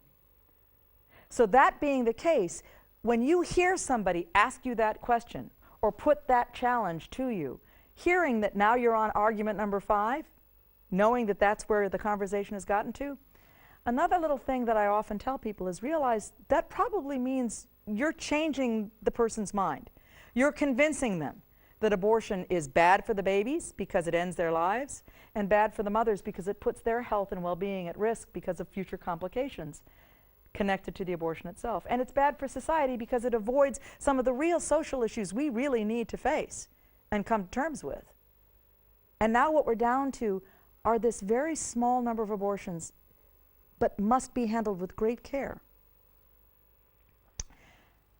One of the things that is not well understood and not often discussed with clarity is that situations like rape or incest, or the knowledge that from a doctor that your baby might be born with a severe disability, or that you're dealing with a potentially life-threatening situation due to your pregnancy, are, while they're rare, they are gravely serious. And they must never be disregarded as anything other than extraordinarily significant moments in an individual's life for both mother and child, or father, mother, and child, should father be involved in the story. What we are dealing with here are true situations of danger for all of the people involved. But in none of these situations is it generally the case that aborting one of the individuals in the story is for the betterment of the other. Specifically, let's talk first about disabled babies. Babies who might be born with a debilitating disease or condition that could lead to their death. Let's remember that, as I said in other episodes, much of these arguments revolve around the idea of prejudice. Clearly, we think we sound compassionate. We think we are being caring when we say to a mother facing that difficult moment in her life that the kindest thing we can do is let your baby die early. We've forgotten all about the fact that abortion remains equally dangerous for her life and well-being. It puts her capacity to have other children highly at risk. It puts her at risk for breast cancer or psychological disorders or any number of complications that go undiscussed most of the time. This phenomenon is why I say to you, make sure you take the time to listen and realize that it may be something else at stake. And we'll talk about that after the break.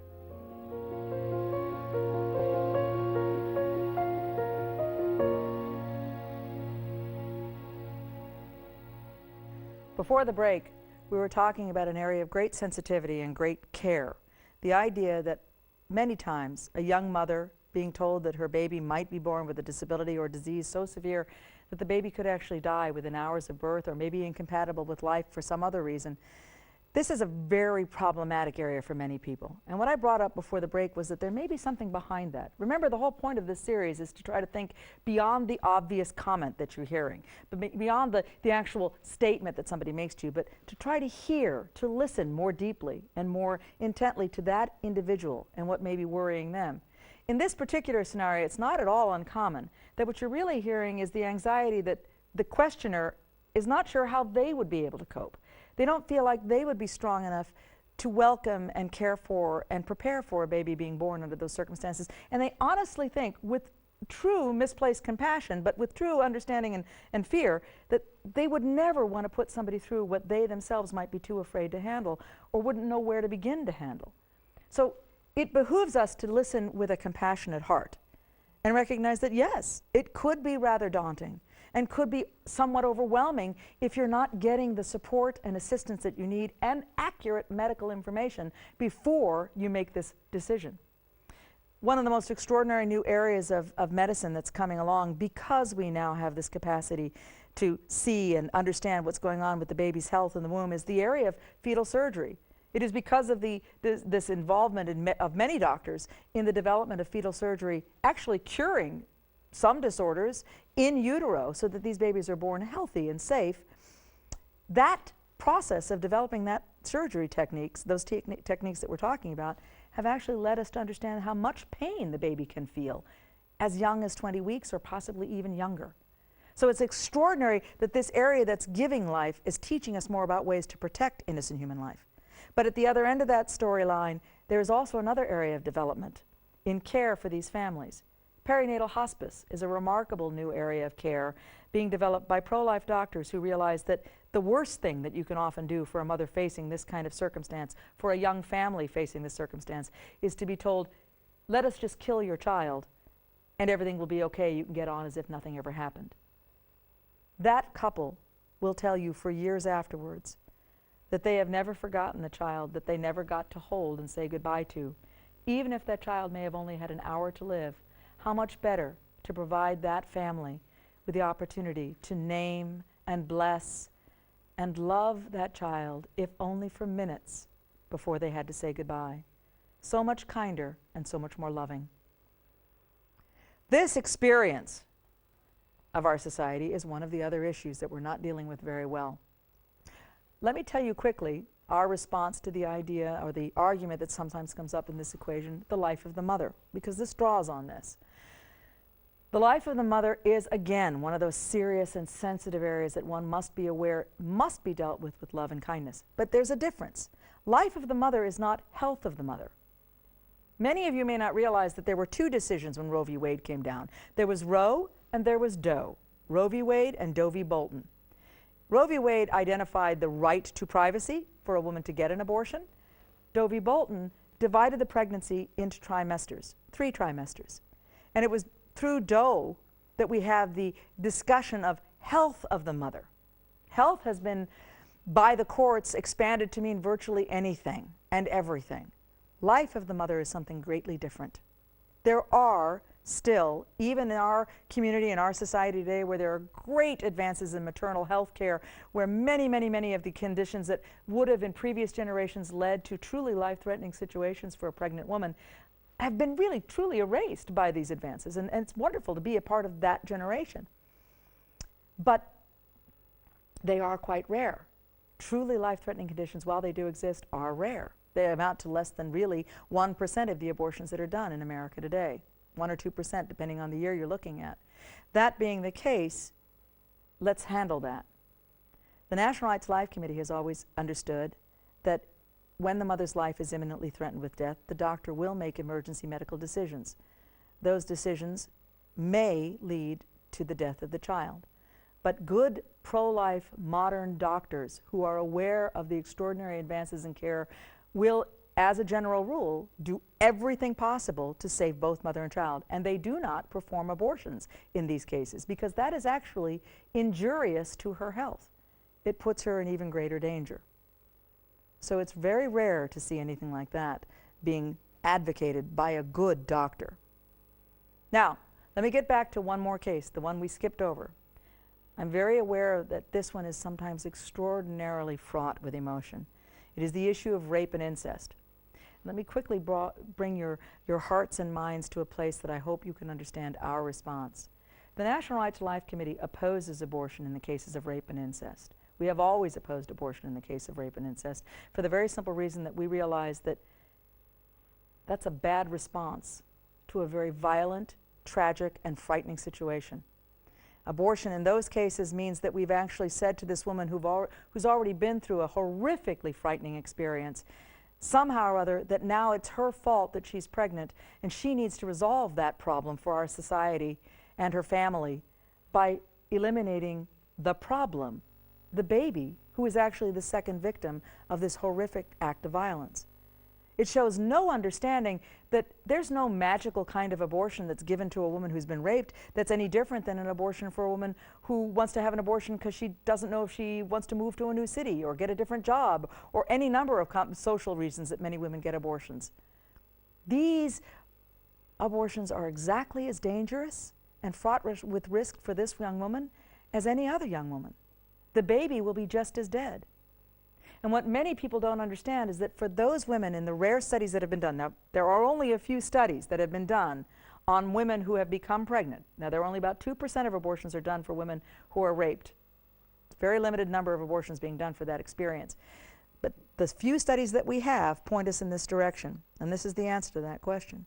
When a mother who has been raped finds out she's pregnant and is assisted with or encouraged to have an abortion, those mothers, in the 3 studies that exist that are really significant on this subject, those mothers all report the same thing at the end of the period of time that we're looking at them.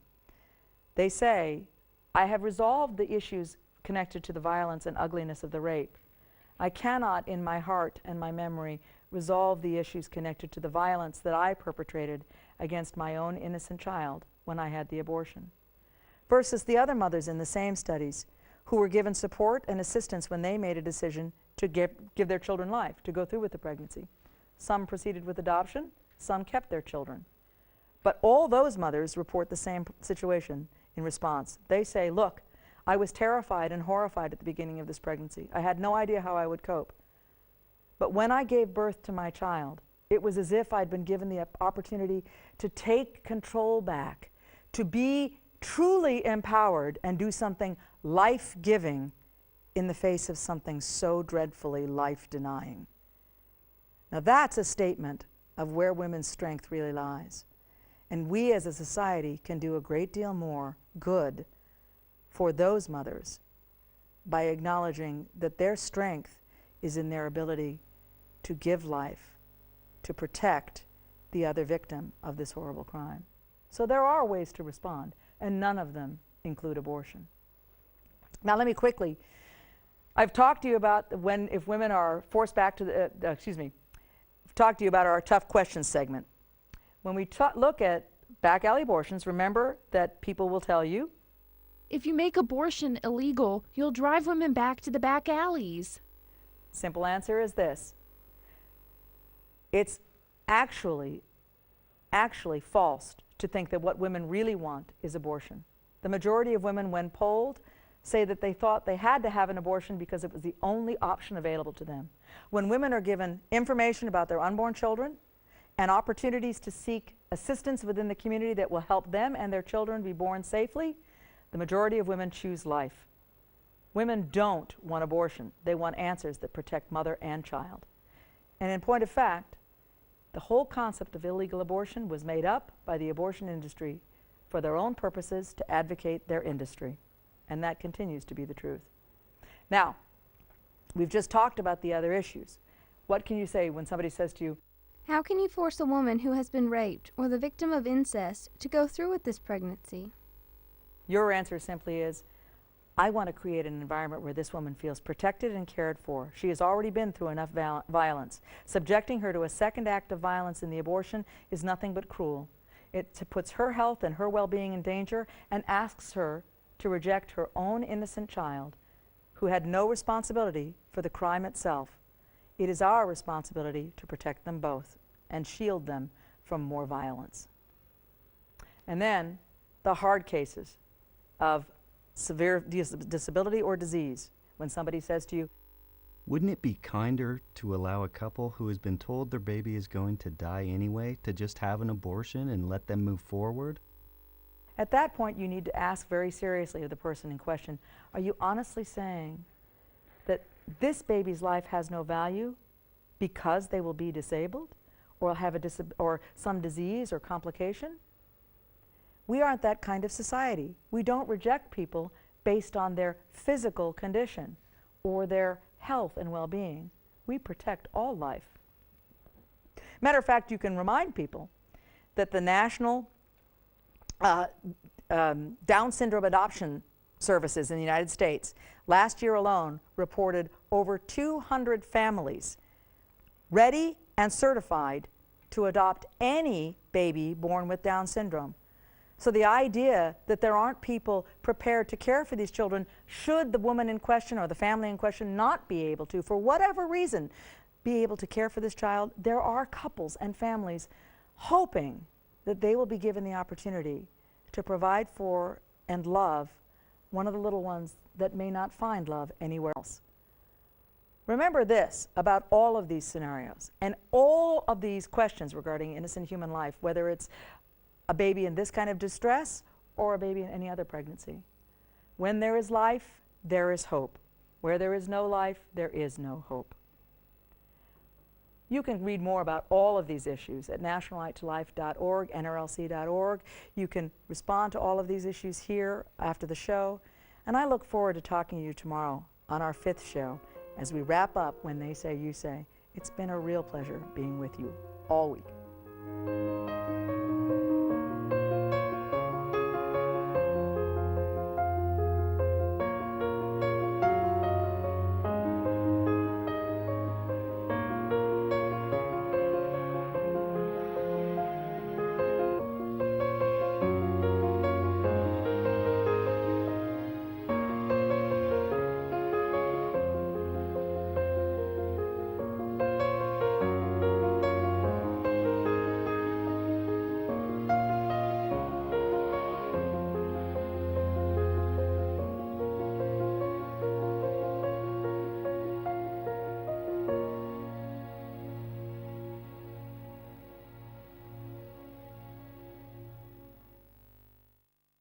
What do you say when someone challenges your pro-life beliefs? Do you know the right answers?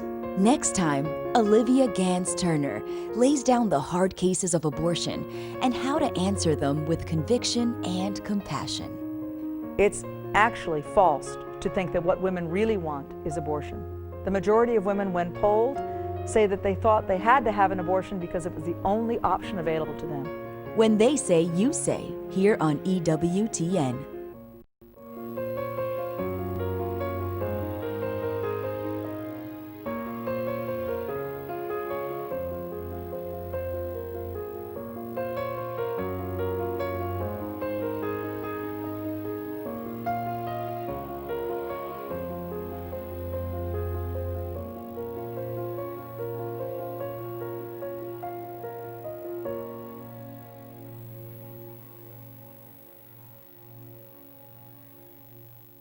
Hello, and welcome to the final episode of When They Say, You Say.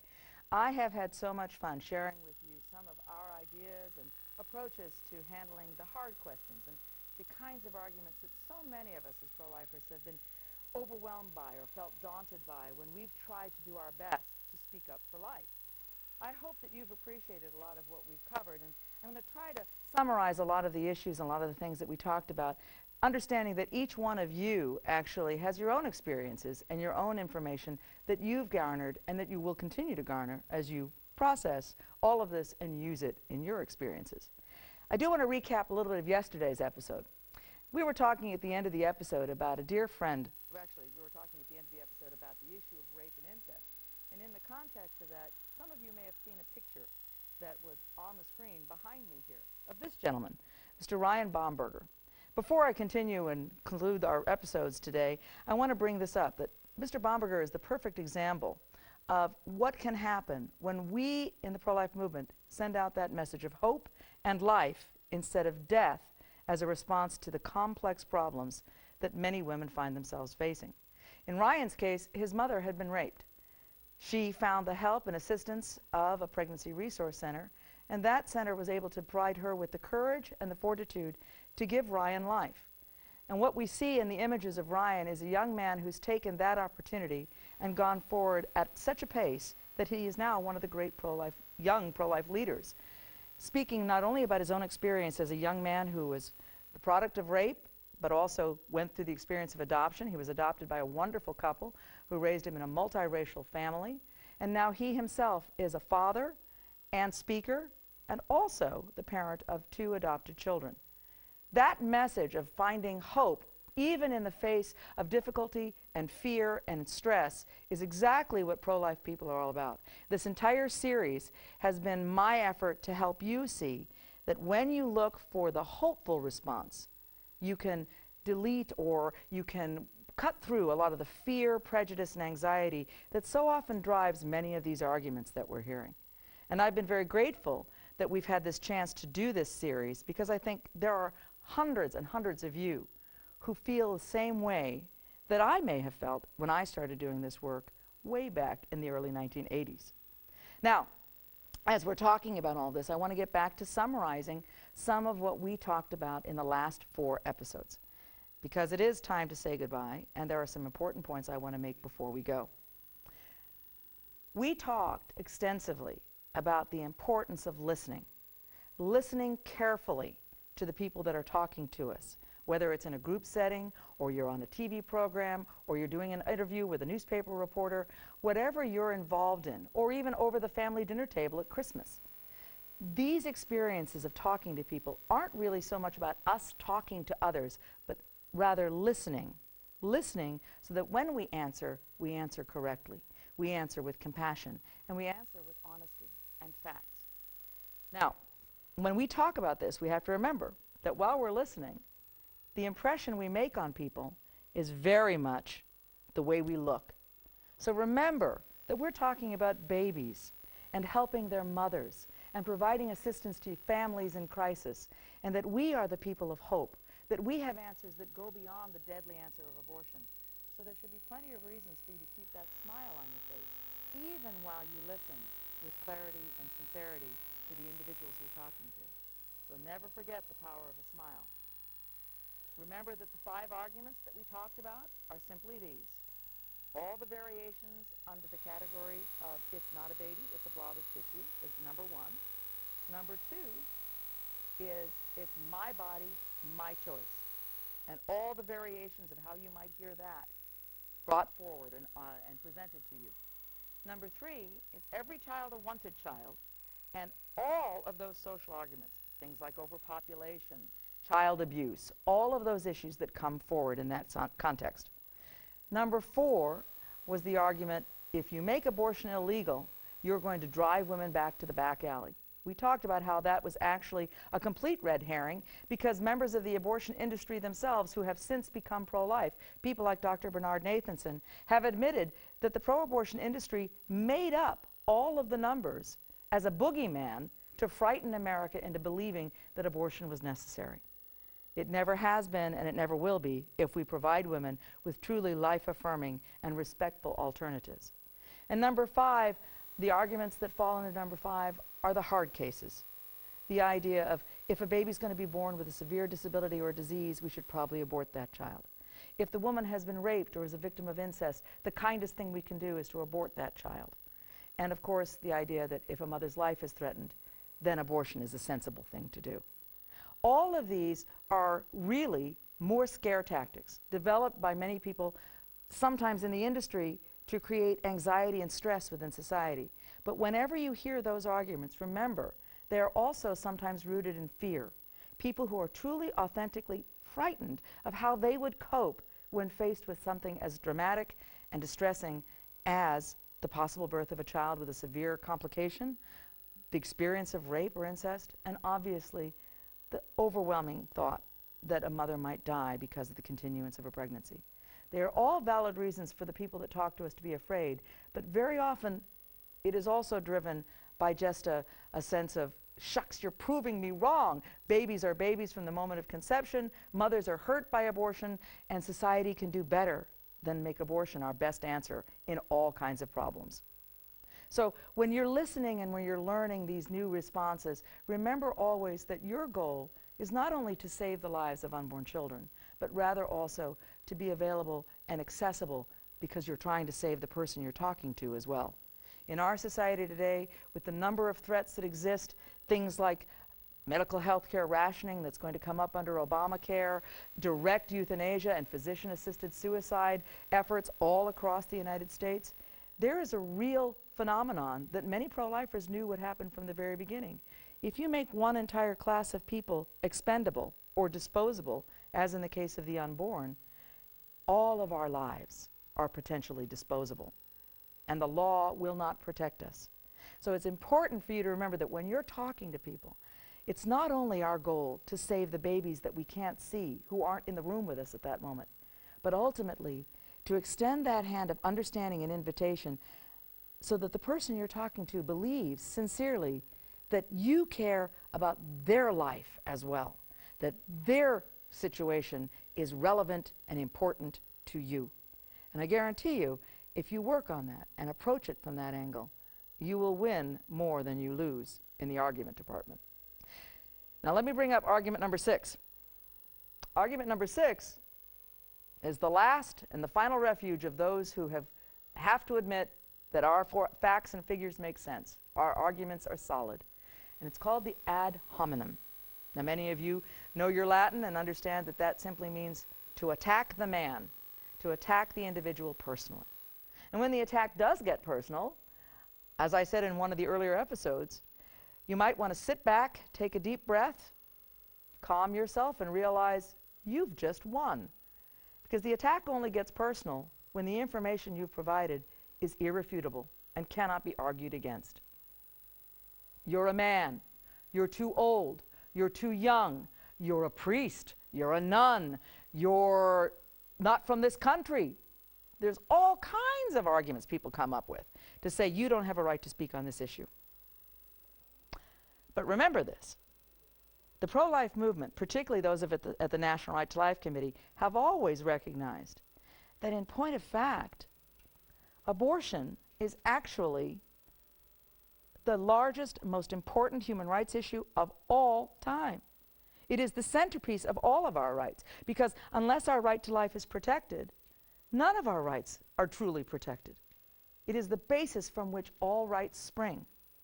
So therefore, when any of us speak, regardless of our sex, our age, our situation in life, we are speaking on behalf of our fellow humanity, our fellow human beings, little though they may be, old or disabled or ill as they may be.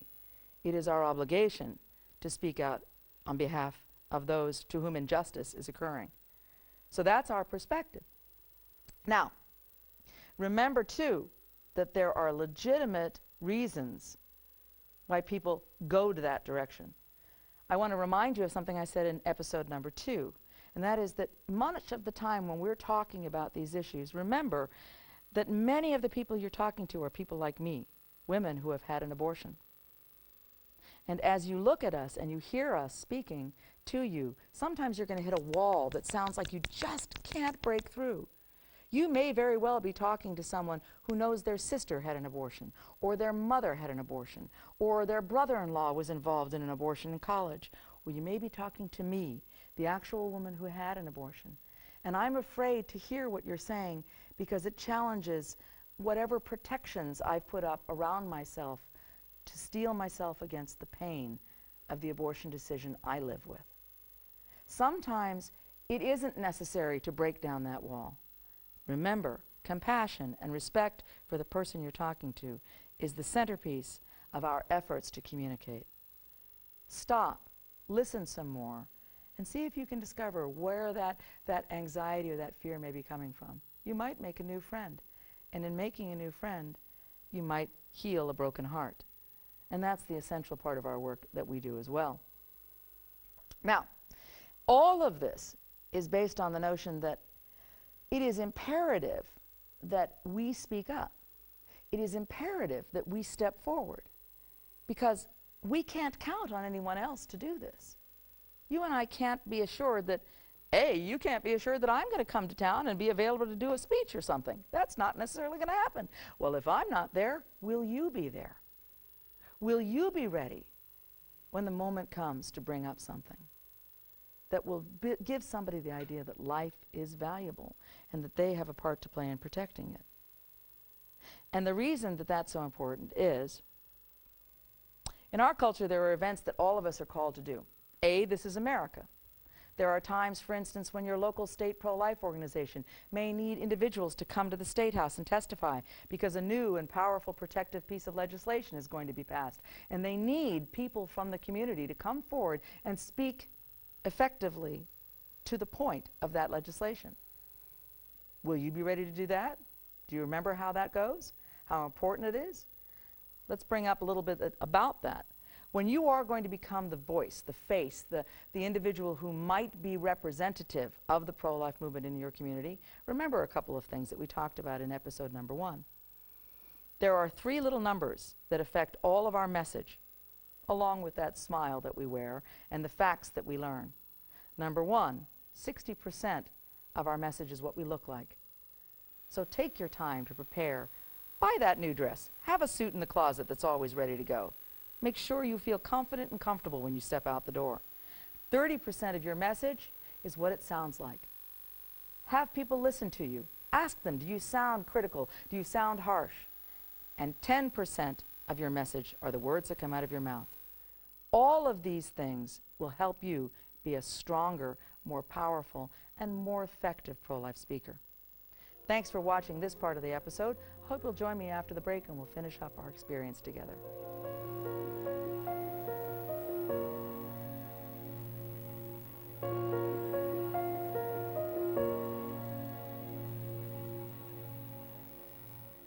Welcome back. I'm glad that we're all still together after the break and we can continue and conclude our episode about When They Say You Say, and our final conversation about how you can make a difference speaking up for life. I believe very strongly that all of us are afraid of being attacked personally. It's overwhelming to think that you've stepped up and you've tried to do the right thing, and all of a sudden you find yourself being pummeled by angry people, or people who don't seem to understand that you're only trying to save lives and you're only trying to help. I understand that. Many people don't believe this, but I didn't like public speaking. I detested it, in fact. And yet, here I am, talking to all of you, sharing my experiences across the country and across the world, in media and in public places, trying to communicate effectively and learning as I go what people respond to. But when you're attacked personally, it can be difficult, because you sometimes feel completely lost and adrift. One of the ways to handle this is to remember that those personal attacks don't necessarily reflect anything about what you've said or what information you've provided. It's usually coming from a place of stress or pressure on the part of the person pushing at you, because they themselves are not prepared to actually comprehend all of the facts and information they've just heard from you. And perhaps they can't, or they don't want to, because they're wounded themselves. Now, the way that you can prepare for all of this is to be practicing. As I said in the moments before the break, that 60-30-10 factor is so important, because if you want to do this well, you're going to have friends or family that you can work with. Play devil's advocate. Be that person who attacks, and figure out how well you respond to the attacks. Figure out if you can modulate your voice. Can you keep a smile on your face even when somebody says you're just a religious bigot? Can you maintain that calm that has to happen in order to portray yourself as authentic and sincere and responsive to the people you're talking to. But let's get down to a couple of those tough questions, those ad hominem attacks that come up. Number one, the big one that always happens so often in the movement all over the country. What do I say when they say, "You're a man, you don't belong in this debate. Why don't you just stay out of it? You can't get pregnant." Okay, well, that's a huge, huge argument, right? Wrong. What did we say just before the break? The abortion issue is the ultimate human rights issue. So the response for a man is simply this: of course I'm involved in this debate. I'm concerned about how our country is dealing with the issue of homelessness. I'm concerned about how our country is providing for the hungry. I'm concerned about injustice on many levels in my society because I am a human being. And it is my obligation and responsibility to be concerned about how the women and babies in this country are being treated and manipulated by unscrupulous abortionists who lie and deliberately push women towards the deadly response of abortion. My concern is for my fellow human beings, the mothers and children who are in harm's way. There you have it. You are absolutely right and properly involved. How about this one? There's another great one that I've heard so many times. Even though you can get pregnant, I bet you don't have any children or have any adopted kids. That often happens if you're young. A lot of my young colleagues on the university campuses across the country, when I'm speaking at any number of universities, they say, "Oh man," that they're always saying to me is, "You're too, yes, you're old enough to get pregnant, but I bet you haven't any adopted kids, and I bet you wouldn't do anything for that sort of situation. I bet you don't work with children in welfare." All these ridiculous kind of out-of-the-sky red herrings. Well, of course not. These are young men and women who are working their way into the experiences of life, and yet they have the right and authority to know that it's still wrong to kill an unborn child. So if somebody throws that one at you, you simply have to turn and say, and if you have adopted children, believe me, if you have adopted children, put that on the table. Make that known immediately. But if you're in that place in life where you don't yet, or you haven't, or you wouldn't be able to, it's irrelevant. So your response is simply, I have not had the joy of knowing that experience. But again, my responsibility is to my fellow human beings. I am a human being. I'm a member of this society. I am concerned about how we respond to mothers in crisis, families in crisis, and what we're prepared to do to provide assistance to all of the parties involved. So you're covering all of that. Another one is, You are too old. Your generation is beyond this issue. You should not be talking about it anymore. You're old enough to be somebody's grandmother. since when do we decide that those who have lived a lifetime have no information to share or no experiences to guide us as we go forward to the next experiences of our society?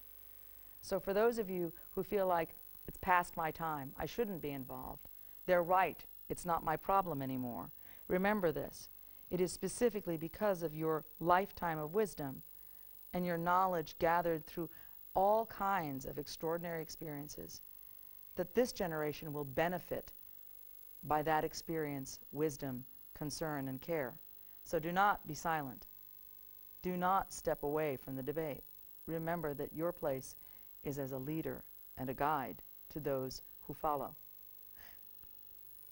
Lots of people watching this show, I know, are Catholic clergy or religious clergy of some denomination or other. And you also are constantly under attack all the time. You're a priest, you're a pastor, you're a nun, you're a deacon, you're doing something all the time, particularly those of you who are priests or nuns.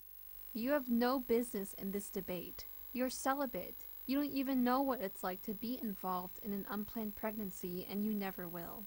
Again, I bring us back to the basics. Since when do we as human beings abdicate our responsibility to provide and care for our fellow human beings based on our life experiences, particularly our sexual experiences? It's irrelevant to the conversation. What is relevant is that it is more than all proper that those of you who are involved in religious life find your voices, speak calmly, gently, and healingly. I particularly speak to our priests because one of the experiences I have had as a woman who's had an abortion is the knowledge that so many of our clergy are actually not sure. This is not just truly limited to Catholic priests. This is universally across all denominations. I've had the great joy of working throughout denominations on post-abortion healing programs, and I can tell you that it is often the case that there is an anxiety about speaking up, particularly in our churches, about this issue. I remind you that unless and only when you who have the authority to do so speak openly and publicly and lovingly to those of us who may be sitting in your pews, that there is healing, there is forgiveness, and there is hope available. Only then will we who sit there in pain and silence find our way to a life that is now healed and set free. So I invite you to consider how you might participate in new ways in this debate. Now we're not yet at the end of the program, but I want to remind all of you that all of this information that we've been talking about, everything that we've talked about in the program in all 5 episodes, is available at nationalrighttolife.org. NRLC.org is where you can actually get a booklet that covers everything I've talked about and goes into much greater detail. All the variations on the theme, some of which you've seen here on the screen, all of the potential answers that you can use, you can actually memorize, you can make them your own, you can bring your own experiences to these answers. We encourage you to contact us at National Right to Life, nrlc.org, and ask for this. Study it, read it, become familiar with one or the other of these opportunities to expand your strengths, your skills as a speaker and a presenter and a friend to those who need to know the truth. Remember also that there are resources out there throughout the community. If you don't know where the Pregnancy Resource Center is in your area, find out. Find out. You can go online to sources like pregnancy online resources like the Bethany House and National Pregnancy Hotline. There's a variety of sources that provide you with national links to all of the mother helping centers throughout the country. Find out where your state Right to Life organization is. Volunteer. One of the best ways to become comfortable doing any of this is actually to volunteer at small and large levels. You don't have to manufacture opportunities to practice. We're always looking. I actually work with one of our state Right to Life groups in Virginia, my home state, and I can tell you that we're always looking for volunteers to help man a booth at the county fairs, at educational opportunities, at religious events, where there are opportunities to speak to virtually anybody and everybody and hone your skills as an effective pro-life speaker. Once you've learned the facts about the baby's development, about where the resources are in your community for a mother's help, and what the law really is about abortion in your state, you become the most knowledgeable person in the room. The rest is up to you to provide that element of caring and support and understanding and a listening ear, because you have the facts. The facts are accessible. It's all about creating an environment where people are listening to each other and learning. But I highly advise getting involved in one of the local state Right to Life groups that National Right to Life has all throughout the country, in every state, because by so doing, you will feel like you know what you need to know. You won't feel like an outsider trying to figure it out as you stumble along. There's no reason to do that. I advise you also to read, to talk, to listen, to gather information from sources that impress you, that have helped you. It never hurts to say a prayer before you start speaking. I've done that many a time to make sure that I try to stay on point. Sometimes I succeed, sometimes I don't, but it works wonders to keep you calm and centered. Truly, though, I think the most important thing to remember, I cannot stress it enough, is the reality that if you don't speak, who will? I've said it again and again and again throughout the episode. There isn't anything more important to say. Now, when you're speaking, remember that you can become so committed to your answer sometimes that you don't realize you've stopped listening. Listening is always going to allow you time and opportunity to frame your answer. Little tricks that I want to share with you that I find important are, if somebody does take you down a rabbit hole, so I always say, and it's nothing to do with what you're talking about. That's another part of the ad hominem problem. Sometimes people will take you off in all kinds of directions. Remember that it's okay to say, I hear what you're saying about this issue or that issue, but really, I can't respond to that. I can, however, bring you back to the issue that I think is important, that I'd like us to talk about, and that is that every abortion stops the beating heart of an unborn child, or abortion always hurts the mothers of these children, or we can do better for those facing a problem than to kill the people to whom the problem happens. All of these are relevant ways to cope.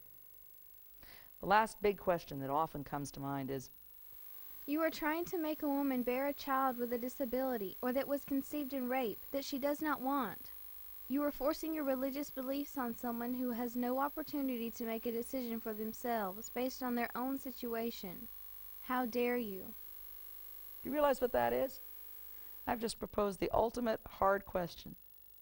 It encompasses everything, all of the components we talked about. It's argument number 1, number 2, number 3, number 4. And believe me, you'll hear those too. But remember, the answer is always life is the source of hope. And when we reject life, we find ourselves in a lost, lonely, and deadly situation. Be the face of hope. Be the face of opportunity. Be the face and the voice of life. I'm so grateful that you decided to tune in to all of these episodes. I hope that you will encourage your friends to tune in and pay attention to these subjects. They will make a difference. Even when you're faced with the ultimate hard question, where everything in the book is thrown at you, remember that you do have the answers and that you can give the right answer, because there's always a loving, kind, and accurate way to respond to any question. Thanks for being a part of this experience with me, and I look forward to talking with you again sometime.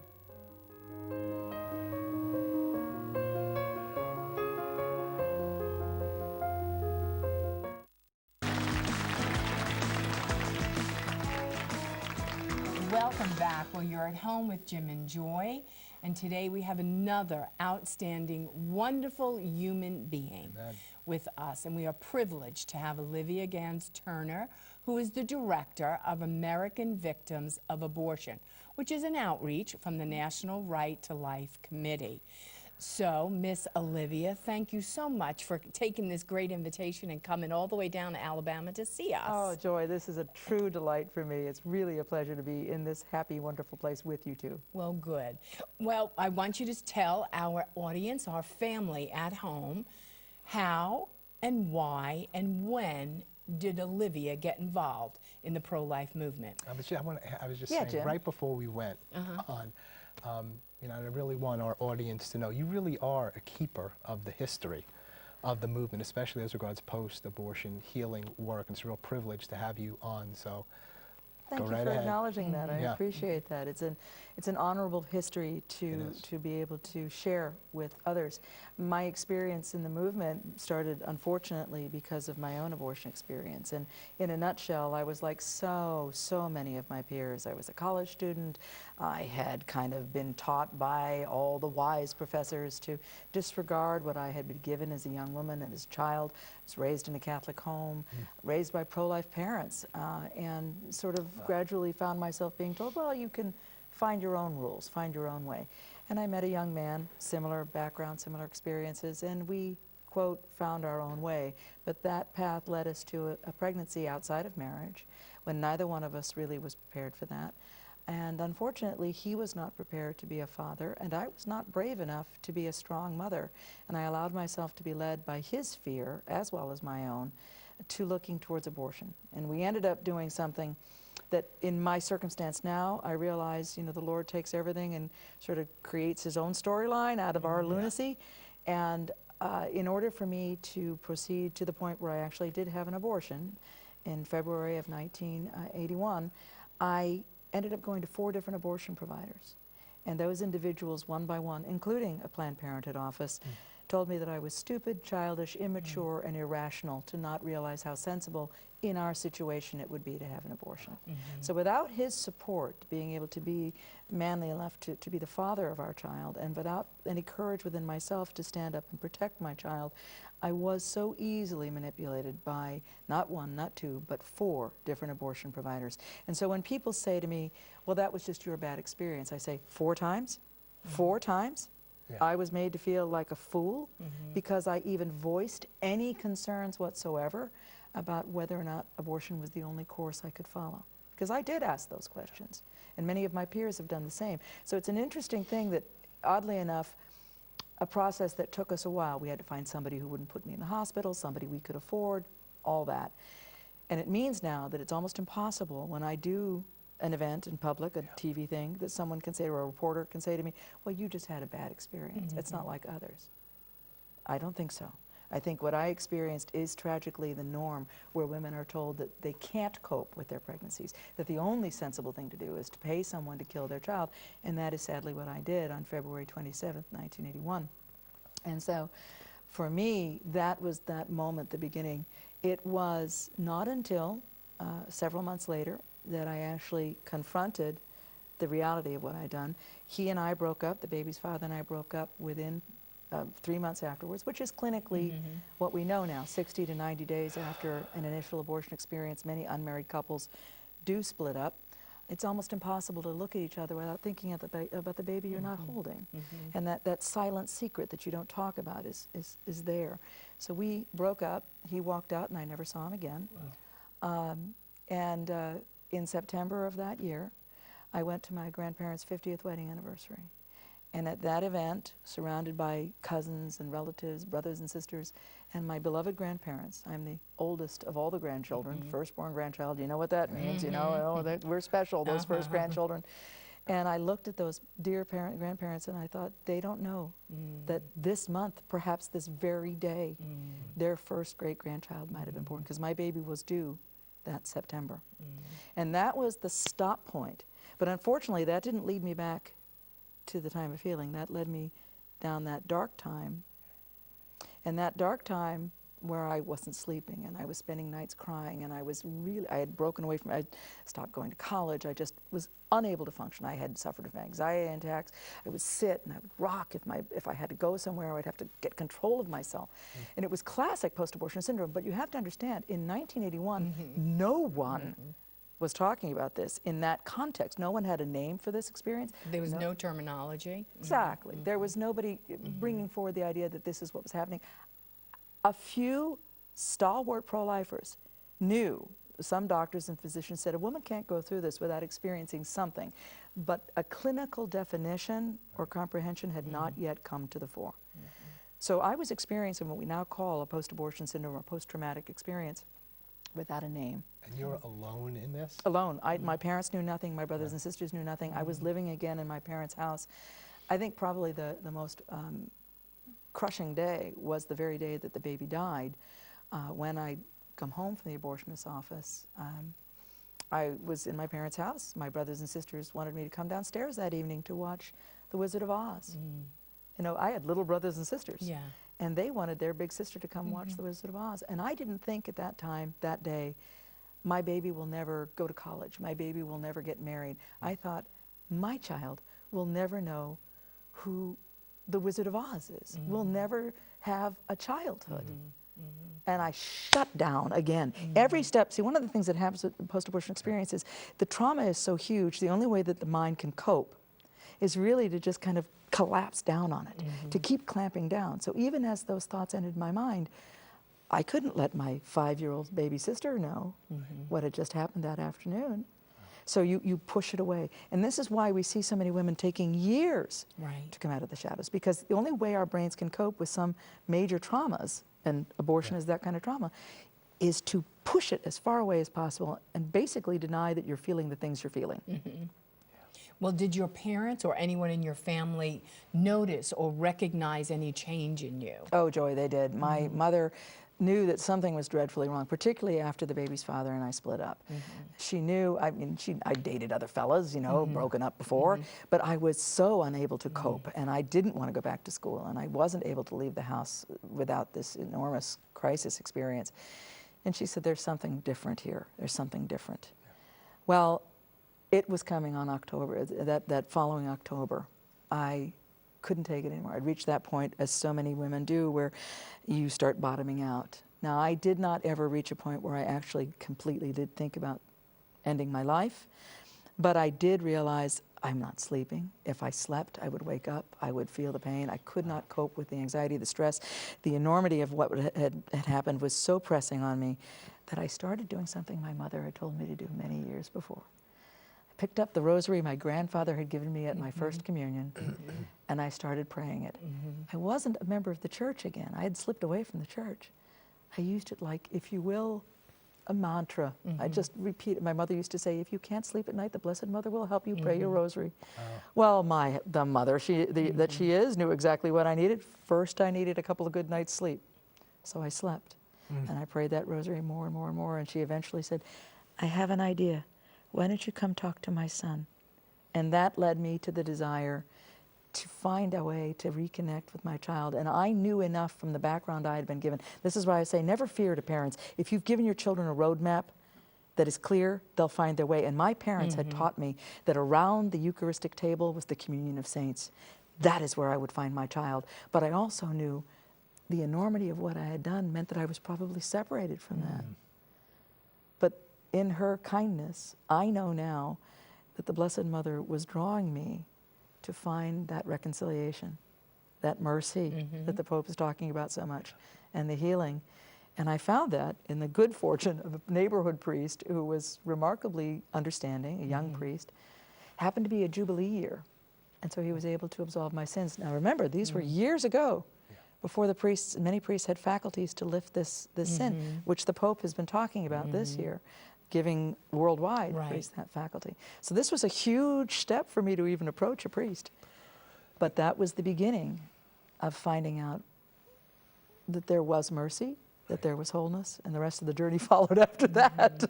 So you made confession? Yes, I went to confession, went to Mass the following week and was able to go to communion, and I knew at that time that I was united with my child. This was before, obviously, John Paul II had started writing about his impressions that our children lost through abortion, and many mothers find such solace in Evangelium Vitae, where the Pope talks to us directly about this extraordinary phenomenon where he believed with all his heart that our children are intercessors, that they are close to Christ in his heart, in heaven, and they are drawing us back to this point of mercy and this point of healing and forgiveness. Right. So it's a huge journey. Oh, it's an awesome journey, and the beauty, you know, how you articulated it so, and go into confession. What courage, because that was, then you were going to reveal the secret. I mean, you were going to reveal the secret. I'll tell you what, Joy, I tell people this all the time. There's many, many, many wonderful post-abortion programs that the church has since that time begun to develop. Mostly, I think, because of those of us who in the early days started sort of talking and approaching our priests and our pastors and saying, we have a problem here. But I didn't want to go to a face-to-face confession. I wanted Christ and only Christ. But I knew I had to talk to the priest to be close to Christ. So I asked over the telephone anonymously, can I come to confession at your parish, and can I meet you inside the confessional? So he came. He said, you come at 10 after. I will already be inside. And I went.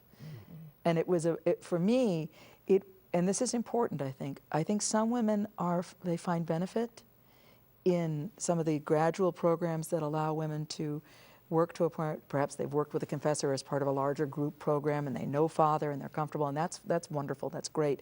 But there will be some of us who, as you say, the power, the mother knows how grave this thing is. You don't need to have been raised Catholic or Baptist or anything to know the gravity of what's occurred. I've met women who have absolutely no church background of any kind who can feel the enormity. And in our being we know this. But at that moment, I needed Christ. So for me, I think it's important that we not put pressure on women to do things in an open way. If that particular woman would be benefited by a more private phenomenon, let her find her way in the quiet and the privacy of it. Does that make sense? Yeah, that makes perfect sense. Yeah. Well, we're going to take a break. And when we come back, we will have more of the beautiful conversation with precious Olivia. So don't go away. We'll be right back. Olivia, we're sharing with you, and this is a little bit different than it was in 1980, isn't it? I don't just mean the marches and so much publicity about things now. Oh, yeah. Compared to 1980, and almost inevitably at all of these marches and rallies, we now have women coming forward that say, you know, I regret my abortion, and they're sharing about it in the year 2016. But what was it like in 1980? In 1980, 81, 82, when you're- I came out, there was nothing like this. The pro-life movement, I have to say, with absolute gratitude, that as I look back, the pro-life movement did always hold a candle, if you will, aloft in the darkness. There were human beings, men and women, pro-life leaders, who knew that we had been damaged, that this was a dreadful thing to happen to a woman, that abortionists were lying to us, that the physical experience of the abortions were horrible, that the aftermath was definitely causing some complications, but nobody was naming it. There was no identification of how did that take shape, what did that look like, how much damage was there. And so, but all the same, they were trying to talk to people. People like Dr. Wanda Franz, who was at that time vice president of the National Right to Life Committee, herself an adolescent psychologist, professor of adolescent psychology, knew that adolescents who went through abortions were dramatically damaged and changed by an abortion in their early teens, or late teens for that matter, because developmentally it was so harmful to them. So I have to give credit to the pro-lifers who did their best to make their voices heard that we were being harmed. But I went, my abortion was 81. Right. In 1982, I had come back to the church at that point. Right. But I had not told anyone in my circle, family, friends. I was still, if you will, in my own closet of secrecy.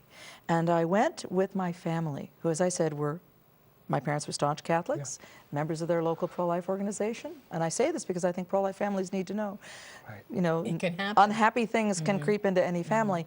And we went together as a family to the National Right to Life Convention, which that year was held in Cherry Hill, New Jersey, where my family was living, right? And at that convention, I was walking around very on eggshells. You know, how did these people respond? I knew that I'd been told I was stupid, childish, foolish by people at Planned Parenthood. I'd been told by the Planned Parenthood person, the counselor there, that I should probably do what the baby's father wanted us to do because I was not capable of thinking rationally because I was pregnant. So much for, like, you know, uplifting women. Right. So I knew how they treated me.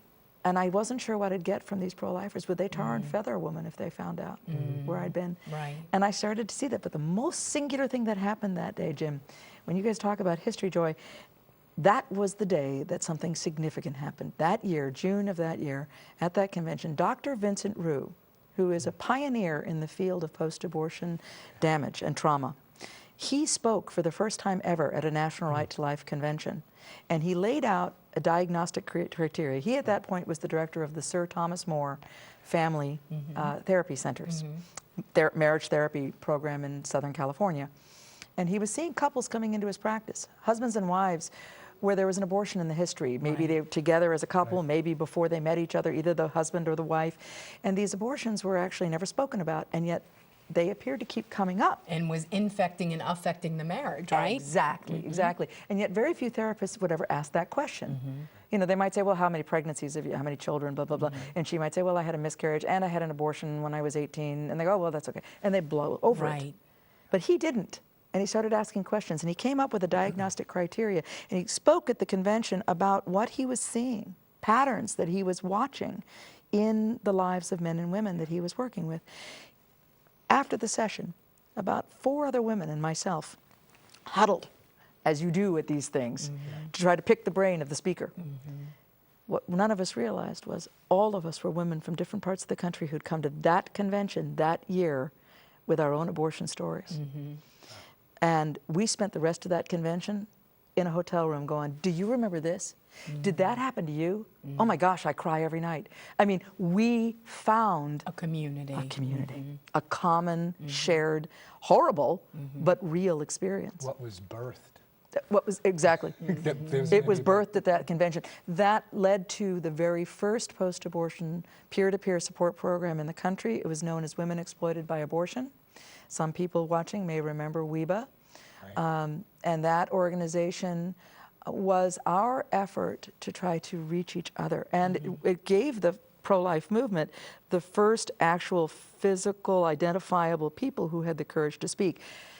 This does not necessarily mean we were all ready to speak or that it was healthy for us to do so. And I will say in the early days, as we started to come from different parts of the country and find each other, there was a bit of a disconnect with the amount of damage that was probably in our lives still, and the desire to go innocently, I think. Many in the movement said, we have this wonderful woman, she lives in our town, she goes to my church, and she says she's had an abortion. Let's have her speak in front of her. Oh, I've been there. Oh, you know what I'm people. talking Oh, yeah, you're just like, oh my gosh, what are we doing? You're feeling spined. She's not ready, you're not, and the audience isn't ready. And the poor darling stood up there and many times would cry buckets of tears Right. because really what she was saying was, can you help me Right. mend She my, was just crying my out for broken help. heart? Yeah. Exactly. So this was before we understood how things happened in this, and really identifying abortion as a post-traumatic stress disorder, kind of post-traumatic PTSD kind of response. Well, you would no more take a Vietnam veteran that says, hello, I shot 1 million children in a small village, now I want to go tell everybody about it. You say, well, let's sit down and talk about that before you do Is the key that. with post-traumatic stress, is the key with that near-death or death experiences? Is that key, that's central to it? It does seem to be very much a part of it, yeah. Because that seems to be the connection with war. It's when one gets close to death or has participated or it's happening near you that there's a trauma that takes place. Right, there is a big part of that, Jim. The trauma has to be something so earth-shattering that we are not prepared to cope with it. And for instance, in the case of abortion, if you take a, or say you have a child sitting on a city street block and he's 7 years old and a gang drive-by shooting occurs and his big brother is standing over him and he's shot and falls right on. I mean, what 7-year-old would be prepared for that? Well, of course that child is going to be highly traumatized by the horror of that. Abortion is the same phenomenon. And you take, say, a 16-year-old girl and you say to her, you now have the complete authority and power to make a life and death decision about your own child. All you have to do is say yes or no, and we will eliminate this pregnancy for you. And so do you remember, was it kindergarten when they taught us how to make life and death decisions over another human being? I mean, was it 8th grade? When did they teach you that? And the point is they don't. Right. So none of us actually have the kind of life skills, if one would call it that, to be prepared for the enormity of having life and death power over your own child. Yeah. It's a horrendous thing to think about, and yet we say this is acceptable, this is normal, this is something that affirms women's power. This is it's going to empower you as a woman and set you free from this burden, Right. so you can get on with your life, because it's just going to hold you back. And it's a nightmare. Right. And you and I know that. We've talked to so many, we've lived with so many, and your heart breaks because the real power that women have is, okay, maybe this baby's come at a time that we would not say is opportune. Yeah. Something's going on. John just lost his job. They've got 3 kids to feed already. Mary Lou lives with an abusive person. I'm 14 and my parents will be highly disappointed. Those would not be opportune moments to be pregnant in many people's eyes. But it is the very capacity of women to rise above, beyond, and through the complexity of the pregnancy, the circumstances surrounding the pregnancy. Not even the pregnancy, but the circumstances that surround the pregnancy. Yeah. I often tell audiences when I speak at universities, it's not being pregnant that is the problem for the woman. It's the circumstances that surround the timing of that pregnancy. Let's take this email. Okay, we're going to go straight to an email. I had an abortion over 20 years ago, and I've always felt like I didn't have the right to be upset about it. I cannot forget this life I never got to know. I cannot forget this life I snuffed. I don't even know if it was a boy or a girl, because I was too early in the pregnancy. So I simply named my baby Sam. Can I ever truly receive forgiveness from God and from Sam? This is from Catherine from Florida. Thank you, Catherine. God We're bless sorry for your loss. Yeah, Catherine is like so many, and my heart reaches out to you, Catherine. With all my heart, I reach out to you to say that really, in truth, God is capable of forgiving everything. And more importantly, I think for those of us who have been through the abortion experience, not only will he forgive, but he actually restores. Yes. I think what is most amazing are the different stories I've heard from women over the years of how they have seen God restore what is lost, and in this case, our children. I mean, can I see my child? Can I hold my child who would be in her 30s right now? No, I cannot. But I have nieces and nephews who are each one in different ways significant to me. I celebrate their lives.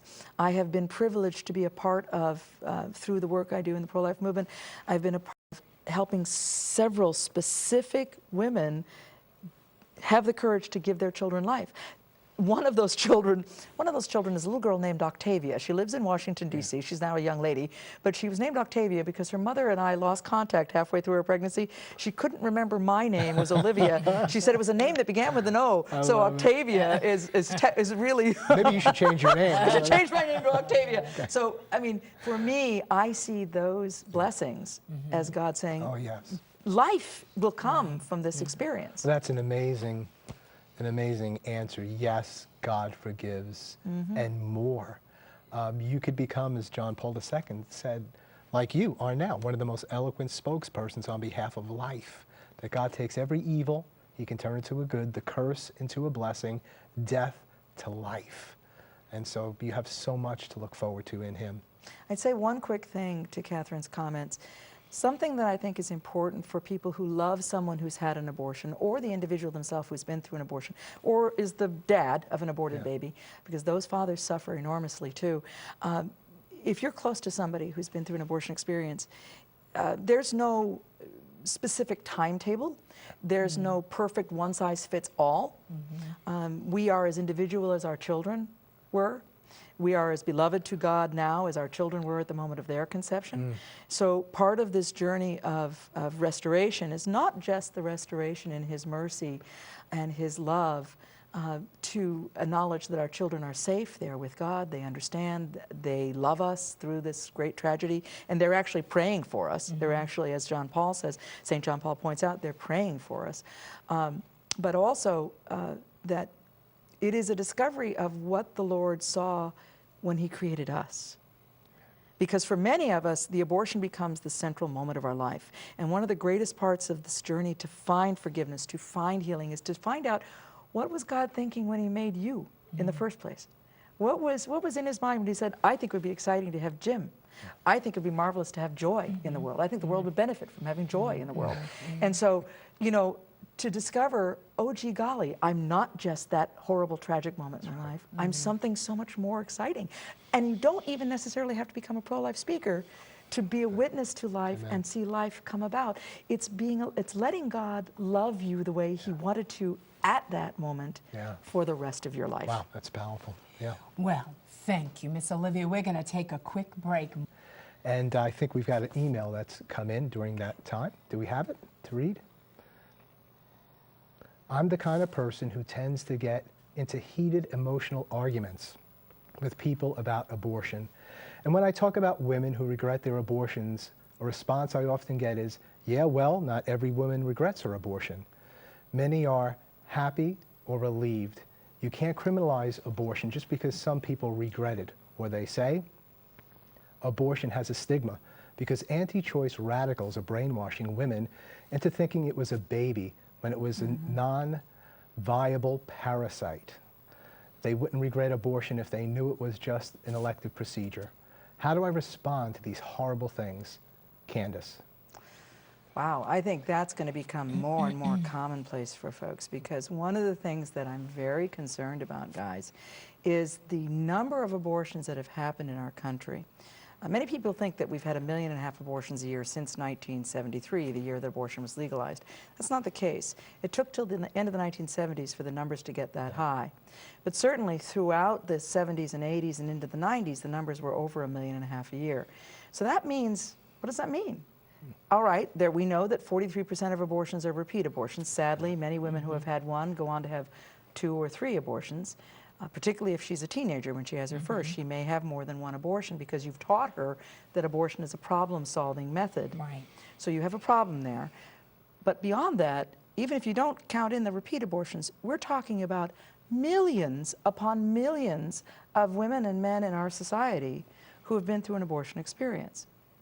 And in a society where we're told that this is the smart, intelligent thing to do when you're facing the problem of a pregnancy, and that the pregnancy is not a decision, a life and death decision about a living human being, but a problem to be eliminated, you've created a dynamic where we have a society, we are all surrounded by someone who's been involved in an abortion. Right. I think the idea that people like this email, like Candace, are talking about, you know, someone is saying, well, some women don't say they have a problem, they don't regret it, they think it was, they felt relieved after their abortion.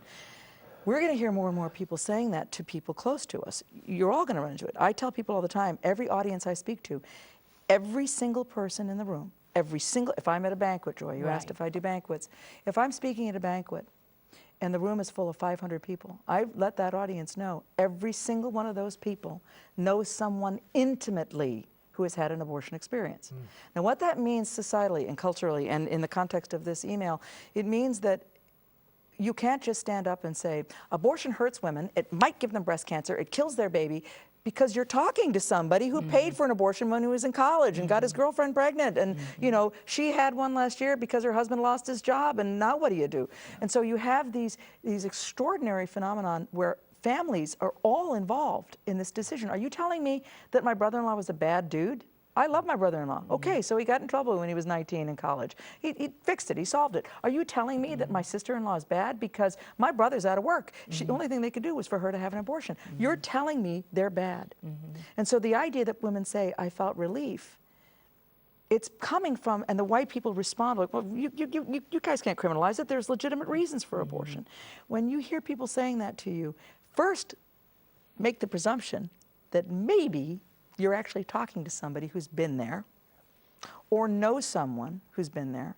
And therefore, the conversation is really about how do we rationalize and justify abortion in a society that has made abortion the #1 problem-solving process for complicated pregnancies that as a society or as families, we are not prepared to cope with. So my simple response is you've got to comprehend when people throw that at you, they're really trying to figure out how do you pro-lifers really expect me to cope with my life? What are you actually saying to me? Are you saying that I should have had this baby, but I'm relieved because I got to finish college?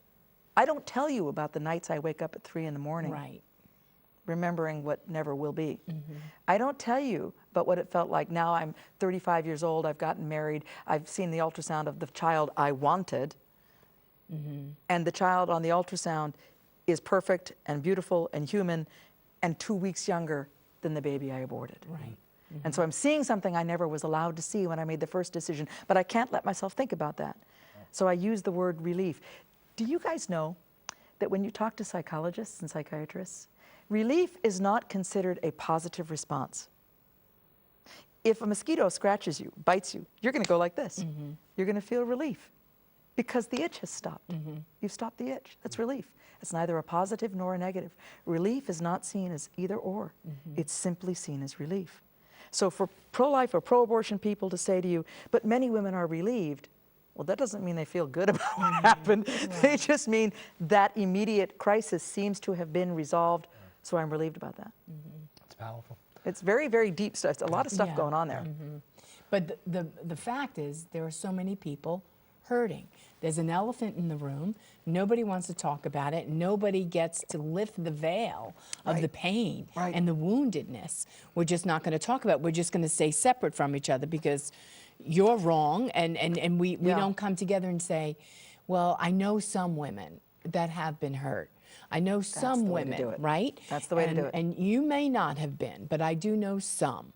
And I this think is their thing. And then when you start doing it, it triggers, oh yeah, I got that, I got that too. And I think you hit the nail on the head. I think the way to really respond to that is always to be calm, to be cool, to be collected, and acknowledge that they don't know what you know. I've just laid out a lot of information that many viewers may not have ever heard, that relief is neither a positive or a negative, okay?